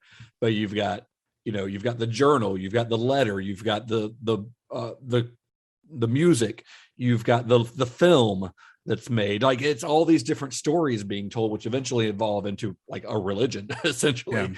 Well, the interview, and it ends up becoming that religion. That's a really fascinating progression through that stuff. Yeah. Well, some of those reviews that Gary was reading earlier, some of them talked about how the film was like shallow or didn't have anything to say, which is another criticism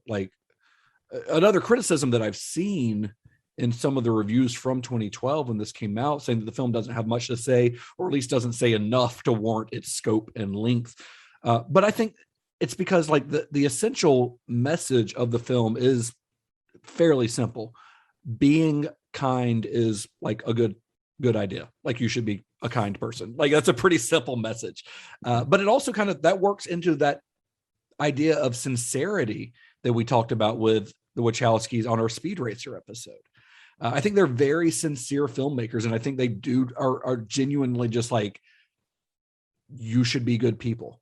Like that's very simple, but and some critics see that as very naive, but I see it as like more people should ascribe to that. Like that's something that more people maybe need to hear. I don't doubt that the Wachowskis, like deep down inside, that's like the legitimate belief that they hold, and that despite their best efforts, that seeps through in every one of their stories somehow. That said, I think the Wachowskis' main goal, typically, and especially even in a film like this, is more so just we want you to think. We want you to think, yeah. And to think about what this could be. We're not here to tell you a specific message. We're here to make you think about life in a different way than you might have before, or a process in a different way. So, and maybe I'm being pretentious now. And I think you're believe right. me, I did not start this series out with this intention, because I have been on the other side of this where I've been like, fuck these guys, girls. I mean, I didn't mean that in a derogatory way. Yeah. Fuck these people. Fuck the Wachowskis. I've been there where I've been like, these folks are just, well, pretentious. I've been on the pretentious side of it. And Justin, make a note that we isolate the audio of Gary. Fuck the Wachowskis. See, even I'm like tripping over my own words. No, but I've been in the situation where I thought they were being super pretentious. I still stand by that they could come across that way. I don't think, but I think that they are, like Justin said, I think that they're sincere, and and their most important thing is they're obsessed with. Based on everything I know up to this point, they love the idea of philosophy and thought and how important that can be into the process of humanity. And they want to continue that discussion. And they do it through film, where you do it on the steps of some Greek theater or something. Right. But they're doing it here. And that's what the Wachowskis do. They're philosophers. Well, and they're using the tools of filmmaking to do that. Because like if on paper, like if you were to isolate any of the stories, the 6 stories that make up Cloud Atlas, any of them on their own are not bad, but unremarkable. You know, they none of them would maybe entertain you, but nothing to write home about, right? They're pretty standard as far as plot goes, but plot's not the point. It's the way that they bounce off each other, the way that they inform each other, the way that they form this tapestry of the film as a whole.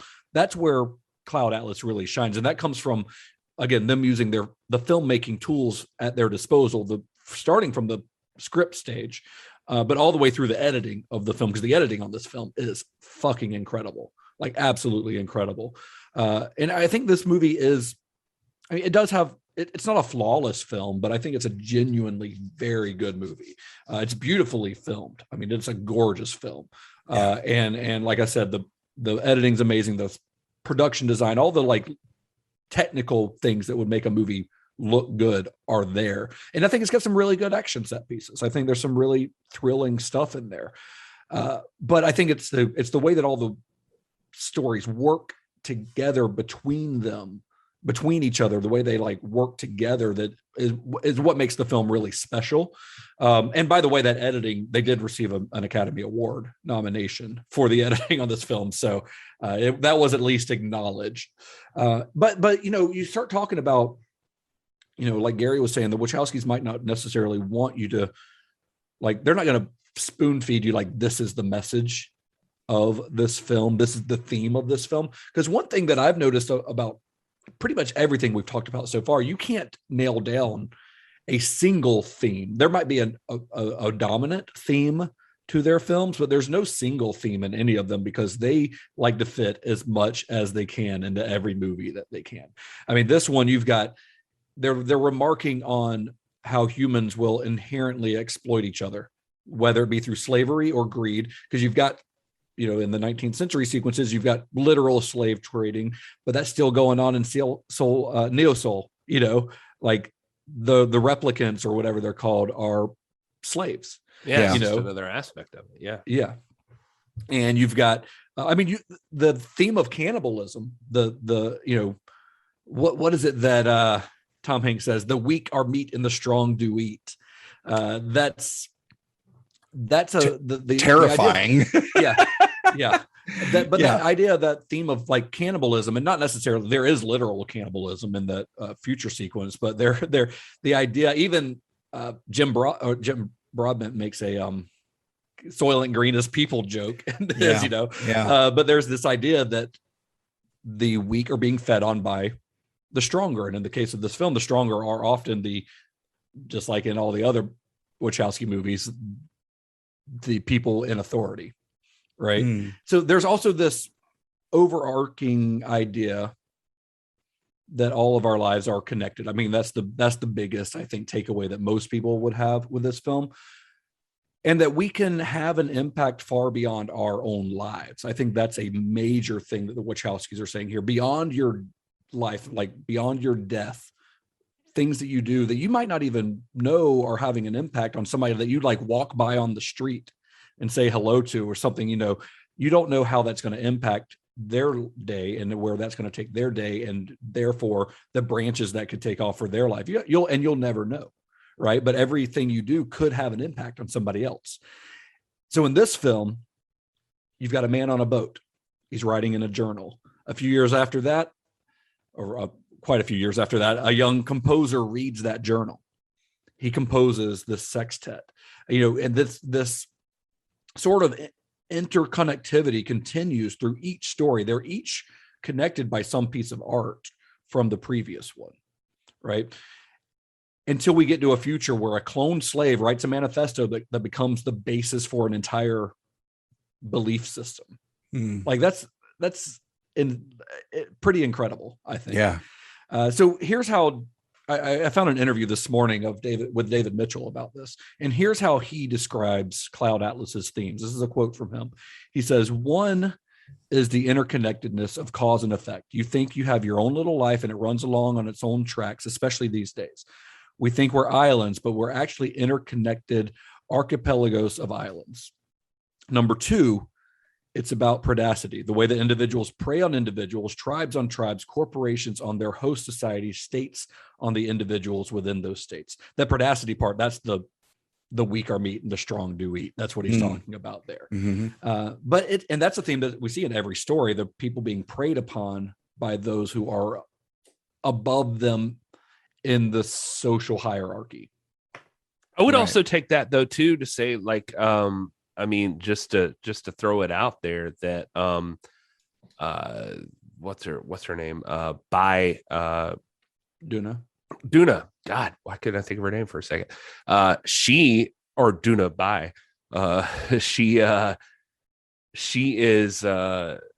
She says when she sees that they feed us to ourselves. And I even took that like during the time, like when these women are like, they're just led to believe that a certain fate awaits them and a certain thing is happening. It's just like, oh God, I don't know. You could drive it down like into like modern day media that like, they'll just feed you more of what you'll eat. Like they'll just keep giving it to you. Like that's what drives you, what keeps you going. And it's tough. There's a lot to think about. Yeah, but I think what the film is telling us ultimately is that despite the fact that like there are going to be bad people all the time throughout history, right? No matter what, no matter how good you try to be, there's going to be somebody who's fucking terrible, but it's still worth fighting for. That's something that kind of tracks with the other Wachowskis films. Like as we've discussed on this series, all of these films are about fighting oppression in one way or another. Cloud Atlas, more than any other, tells us that, yes, there will always be something to fight against, but it's still worth the fight. And so I found this really great YouTube video from this channel called Like Stories of Old. It's a really incredible YouTube channel that I would recommend if you're into like really deep often philosophical discussion on art and especially on film. He does a lot of movie stuff. He most recently did one on Dune, the new Dune movie that's really good. But he did a video on Cloud Atlas, and he references a Russian novelist named Alexander. I'm going to fuck this up, but Alexander Solzhenitsyn. Solzhenitsyn is a Russian novelist, like Pulitzer Prize winner or whatever. He's explicitly referenced in the film. You actually see his photo. Yeah, they bring him on the up screen in the Neo Soul sequence. Yeah, so this is not just like this YouTuber pulling this out of his ass. Like, this is something that the movie explicitly references.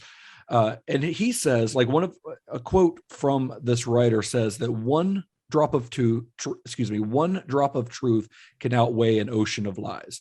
To which Cloud Atlas, in one of its final scenes with Jim Sturgis, where he confronts Hugo Weaving, says he's going to become an abolitionist. He says, but what is an ocean but a multitude of drops?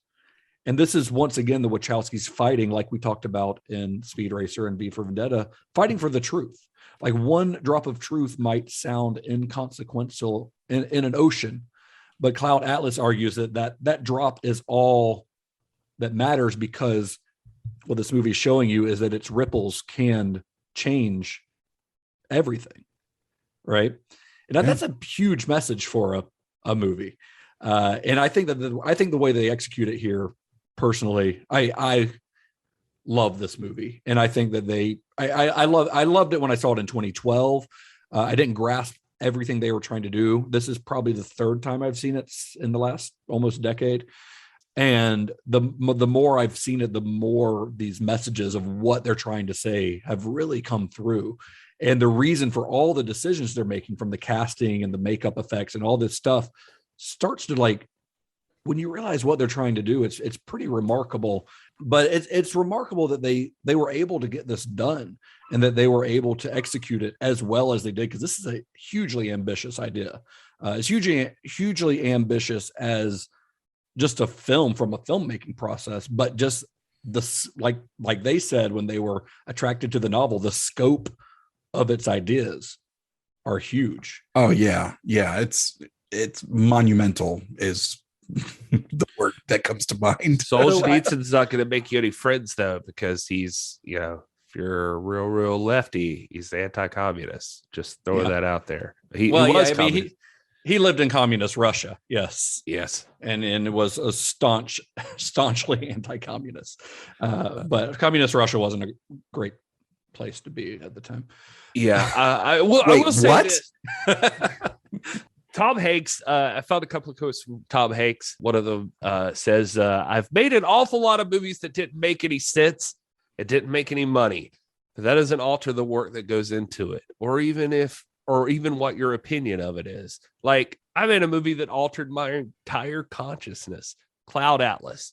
I thought, geez, this thing is so fab. It's the only movie I've ever been in that I've seen more than twice, and it didn't do any business. And there's nothing you can do about it. And you must allow yourself a week of thinking, geez, I'm so bummed out. But that's not the only reason to do it. It's lovely when it all works and you get ballyhooed. But if it's 50-50, you're way ahead of the game. In reality, I think it's more like 80-20. 80% of what you do never works. He also says, we shot Cloud Atlas on a hope and a dream of nothing but a circle of love. But the work itself, we were part of this big, massive ensemble. Fantastic people who were just trying to do the hardest, best work on a deep throw. That whole movie was such a deep throw that making it was magical. Hugo Weaving also said, I think films have a limited ability to change the world, but that doesn't mean you don't stop trying. You do what's right for you, make the films you believe in, talk about the issues you believe in. The bigger the risk, the more chance you're going to be crucified, and you have to execute your beliefs in any way you can. In the end, Cloud Atlas has something to say about love and hope, believing in something. It wants to tell us that individual choices can come to mean something universal. And I get the idea that, I mean, neither of you had seen this before, but through our conversation, even though I don't think either of you have explicitly said so, I get the idea that both of you enjoyed the film. Would I be right in saying that? Sucked. Twist ending. I think I think the best thing I've said that even applies to this movie is you have to be able to hold more than one thought in your head. It's that if you're going to a movie to see Fast Five, this ain't it. You're not going to can't turn your brain off at the door on this one. Yeah. And so I think that's it. I think that I don't see how anybody watches Cloud Atlas and says this is a shitty movie. Like, technically it's not. And even so we had this discussion in our Discord the other day about, can you objectively call a movie good or bad?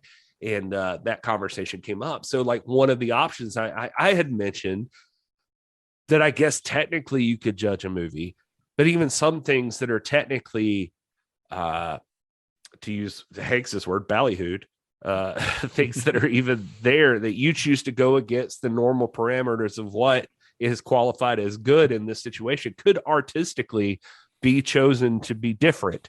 And so it's tough. And so I say, like, yeah, you can watch this movie and technically everything's pretty fucking on point. And the worst part of it, technically, that you could probably point to, editing or the makeup. And I would say that both of those things are an artistic choice. And so I think the editing is incredible in this film. Personally, I know that some people. I just mean I think some people hate the idea that it jumps around so much.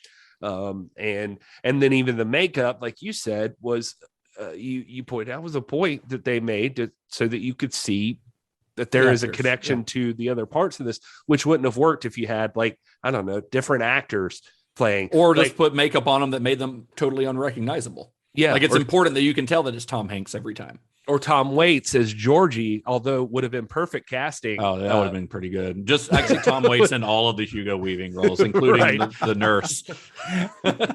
But it wouldn't have worked if Hugo Weaving was playing the other parts. And so anyway, how about you, Todd?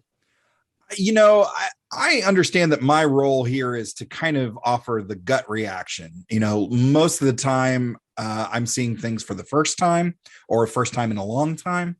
And to be honest, this is the first time in recent memory that I feel uncomfortable giving an opinion based off of one viewing. I feel like this movie needs to be viewed 2, if not 3 times because I mean, I would not disagree with that at all. Yeah, we mentioned it earlier in the show. Like, it is complex. Like, and it starts at complex. Like, it's technically, yes, it's a great looking movie, stellar cast.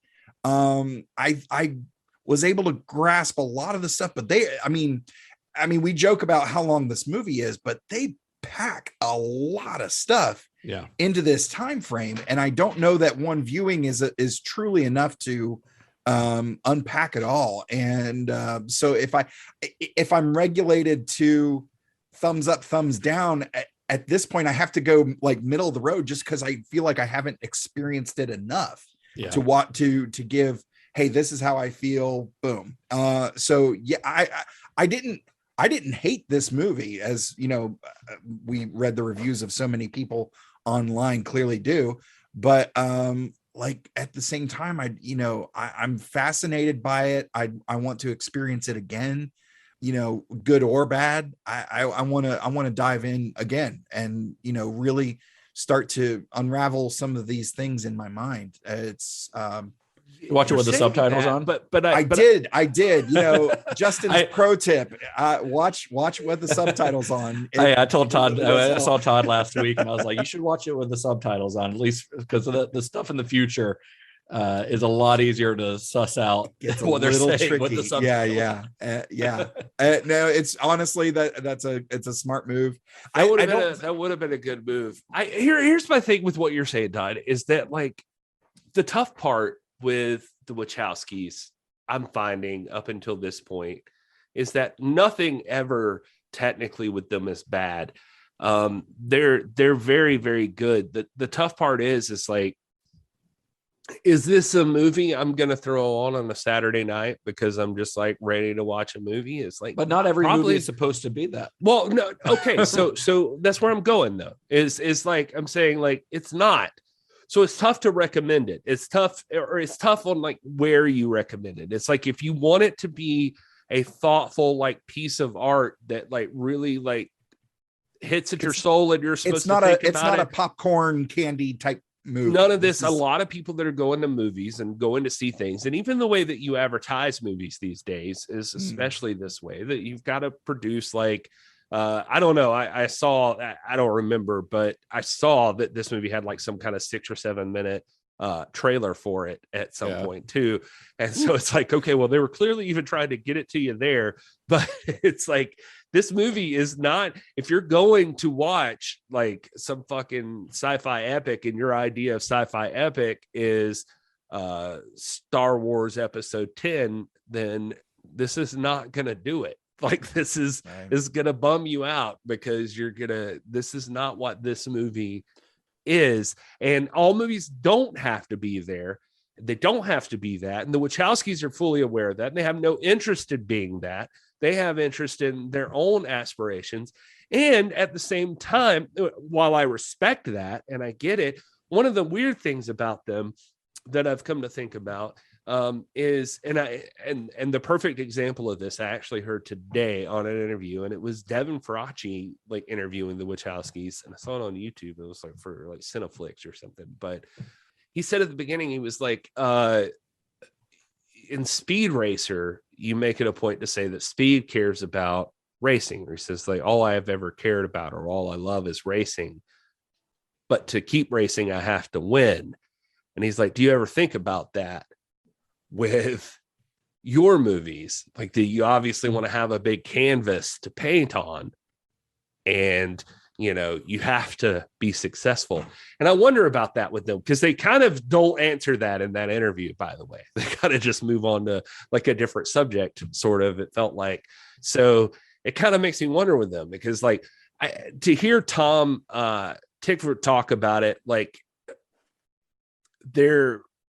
he believes, and he speaks for all of them when he says it, that they believe there's a huge audience for this kind of thing, that people just don't want to be spoon-fed the same thing over and over again. There's people ready to think, ready to find art that challenges them, ready to, you know, that whole thing. And that may be true. What I worry for the Wachowskis is that that audience, those people, they come later, like that's further down the line. And so, whereas studios look at the box office that weekend number one. Exactly. And so anyway, I'm saying a lot of things all here, but hopefully that made sense. It's just like, they're not popcorn features, and I will forever never think of a Wachowski movie thinking that I'm going to see that. And that's good from this series, like having to learn. I don't dislike the Wachowskis at all, like I thought that I might, like after The Matrix Reloaded, where I was just like, oh, this movie is way too heady and way too long for me. Now it's like, oh, it's the Wachowskis movie. That's what it should be. Yeah, you're figuring out their wavelength that they're operating on here. Right. Yeah. And well, and the thing with one thing about Cloud Atlas that I find very interesting when you look at it in the overall like view of what the Wachowskis have done so far, is this feels very much like a precursor to Sense8, which is their Netflix series that they do a few years down the line. But I'm sure we'll talk about Sense8 towards the end of this series a little bit, but the interconnectedness and the overall scope and many of the themes of Sense8 are present here. Sense8 gives them a chance to do it over the course of 26 hours or something like that, you know. So they're able to say a little bit more, and it's a different setting and everything, but a lot of the same themes, especially that theme of interconnectedness, is literally the plot of Sense8.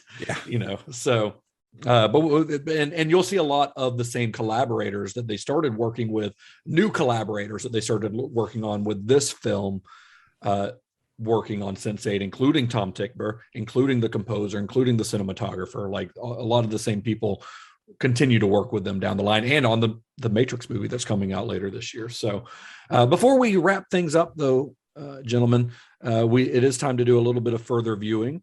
If you were to, this is a weird one because there's like 6 different genres in this film. So if you were to double feature this, let's say you had all night because it's going to take it to double feature this one with something else. What would you pair it with?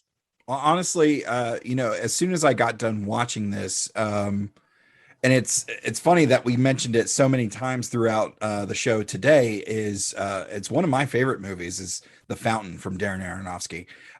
In fact, I'm going to go a little bit further. Instead of saying, oh, just pair it with it, I'm actually going to go ahead and say, watch The Fountain first, because I feel like it's going to kind of get you in the headspace to accept more of the things that Cloud Atlas is trying to bring you. Yeah, I think we talked about Cloud Atlas having a hard time getting to the screen because of The Fountain's failure. I think The Fountain's failure was also very unwarranted, because I think it's a really incredible film. It's a fantastic movie. Yeah.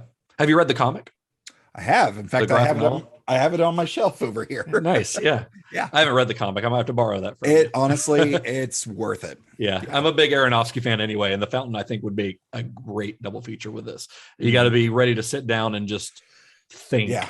I thought we were going to skip around that one because of the earlier discussion, but I'm like, oh, The Fountain is definitely this is the perfect double feature, I guess, if you want to. Do you have any others to throw in? 12 hours of thinking too much. I'll go simpler. I'll say you should watch Eternal Sunshine of the Spotless Mind. How about that? Yeah. Like that one, just going through the different like moments in life and that sort of thing. It's a smaller scale, I think. Oh yeah. But wonderful film though. That and even another one was Magnolia. Like Magnolia was actually one that I thought of, believe it or not. Like, for one, I've kind of got Paul Thomas Anderson on the brain because that new one's about to come out, and I'm a big fan of his. But Magnolia's, when I was trying to think of a movie with like multiple stories that all kind of interconnect, Magnolia was the first thing that came to my head, because it is about, now in Magnolia, they don't take a place across 500 years. It all takes place on like a single night in the valley in California, but it shows how we're all connected on a less, not quite as big of a cosmic scale as Cloud Atlas, but still nonetheless, people are interconnected to each other in ways that they don't necessarily know. It's funny, like it could exist in the same universe. It's just like, while this overarching like grand scheme of things could be like connecting you, there's also like the intricate little moments here and there where like people in your own neighborhood, your own town, you're just like connected to the people right next door. And Magnolia is a fantastic movie. So those were actually, The Fountain and Magnolia were two on my list. So good job, guys. We're all on the same page. Yeah. Here. The other one that I had was Run Lola Run, Tom Tykwer's breakout film, and not just because it's him, but because the film, if you haven't seen it, it's about a woman who she's on the run from like some drug dealers and stuff, but basically she messed up a delivery or something, like a drug delivery. Yeah. But the movie shows how different decisions that she makes affect her future, essentially. So it's showing her, when it's called Run Lola Run, because she is literally running the entire movie because she's against the clock, but it shows the same scene, the same run, the same journey, I think 3 different times, if I remember. But she makes like a slightly different decision each time, and it branches off into a different ending, a different reality. Like, so it's kind of showing much of the way this movie plays on the idea that the decisions that we make affect things in the future. Little decisions that she makes, even over the course of a half an hour, affect her life. Wow. So it's actually thematically similar, but again, on a much smaller scale. It's also just once again, like just a really great film. It's a really good film, and it is an adrenaline rush for 90 minutes. It is just like nonstop. It's really fun. So that would be mine. Yeah. So that's those are good. Good job, guys. We did well. Nice. Yeah. I think we did all right. Yeah. So for the Wachowskis' next film, this one, as we've said, didn't do that great. But they're still the Wachowskis, and these are still, even after 2 big failures in a row financially, these are still the filmmakers who brought us The Matrix, right? So Hollywood still has that notion of them, even though it's been more than a decade at this point.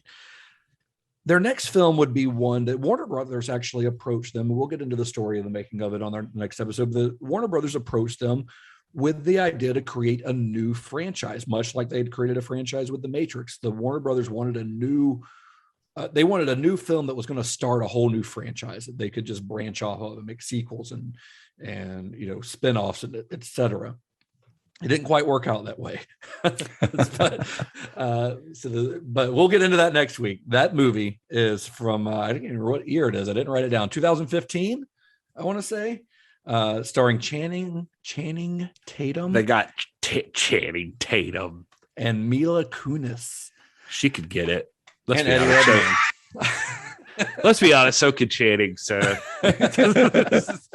we're talking next week about Jupiter Ascending. 2015. Have you guys seen it? No, but I did watch Bad Moms and Bad Moms Christmas. Yeah, how was that? They were actually pretty funny, but I saw Jupiter Ascending in the theater, and that's the only time I've seen it. So I'm excited to watch it again. And I remember it being sort of nuts. So I saw. I remember Eddie Redmayne specifically being kind of weird and nuts. So I was gonna say I just noticed Eddie Redmayne's in it, and he's ruined me ever since his performance in Les Mis. Gary hates his voice in Les Mis. He says, who is he in Les Mis? He's he's the guy who marries the girl. I can't think of names right now. Okay, but he's the guy who marries the girl. Oh, gotcha. A heart full of love. That's how he sounds. Oh, I gotcha. Not far off, but he does sound a little bit like Kermit the Frog. Anyway, well, see, now I want to go find all the songs of Les Mis and like interpret them as Kermit the Frog as Muppets. That'd be various great. Muppets. That'd be Don't great. listen to Eddie Redmayne do his part. Well, I think we're done for today, guys. Thank you for joining us on this. We're getting pretty close to the end of our run on the Wachowskis. We've got, I think, 2 more episodes left. One will be Jupiter Ascending. One will be the new Matrix movie when it comes out. Oh yeah. So this has been a fun journey, and I'm excited to see the new Matrix movie, especially considering the discussion we've had so far. This has been really cool. Thank you guys for joining us along this journey. Gary, Todd, where can you be found on the internet for our listeners to follow? I am at This Is Gary Horne on all of the things. And I also do stuff for at NWA, at TIPW show. There's some more wrestling things. But at This Is Gary Horne, that'll get you everywhere. And if you are a fan of Star Trek, head over to at Computer Resume on all of the socials for my show, the Computer Resume podcast, where we cover the entire Star Trek franchise in chronological order. And you can follow me at Mr. Todd A. Davis on all of the socials. Well, and I am at Justin_Bishop, Twitter, Instagram, Letterboxd. You can find the show at Cinema_Shock. You can find us on Twitter and Instagram. We're also on Facebook. We're on Discord. We're at cinemashock.net. You can find all of our merch and all of our links to Discord, links to all of our social, links to all of our episodes, obviously. You can also, hit us up on social media. Let us know what you're watching. Let us know what you think about the Wachowski films or the Wachowski series so far. Let us know what you think about the upcoming Matrix movies, or just tell us what Christmas movies you're watching. I watched Fat Man starring Mel Gibson last night. So that's something we could talk about if you wanted to. For some reason, we talked about it for 10 minutes before we started recording the show today. So, well, I watched Bad Moms Christmas. I just talked about that. That's got Mila Kunis, so that's gonna have a deep connection to Jupiter. Gary will undoubtedly be watching Holiday in Handcuffs at some point this season. Oh yeah, bring that up. I'll talk to you all about that. Well, until next week, may the wings of liberty never lose a feather, and be excellent to each other. I believe there's another world waiting for us, Sixsmith. Better world. And I'll be waiting there for you. I believe we do not stay dead long. Find me beneath the Corsican stars, where Johnny has the keys. Yours eternally, RF. Thanks, Todd. Thanks. That was quite a performance. Thank you. Sounded just like Paddington. Thanks. That's what I was shooting for.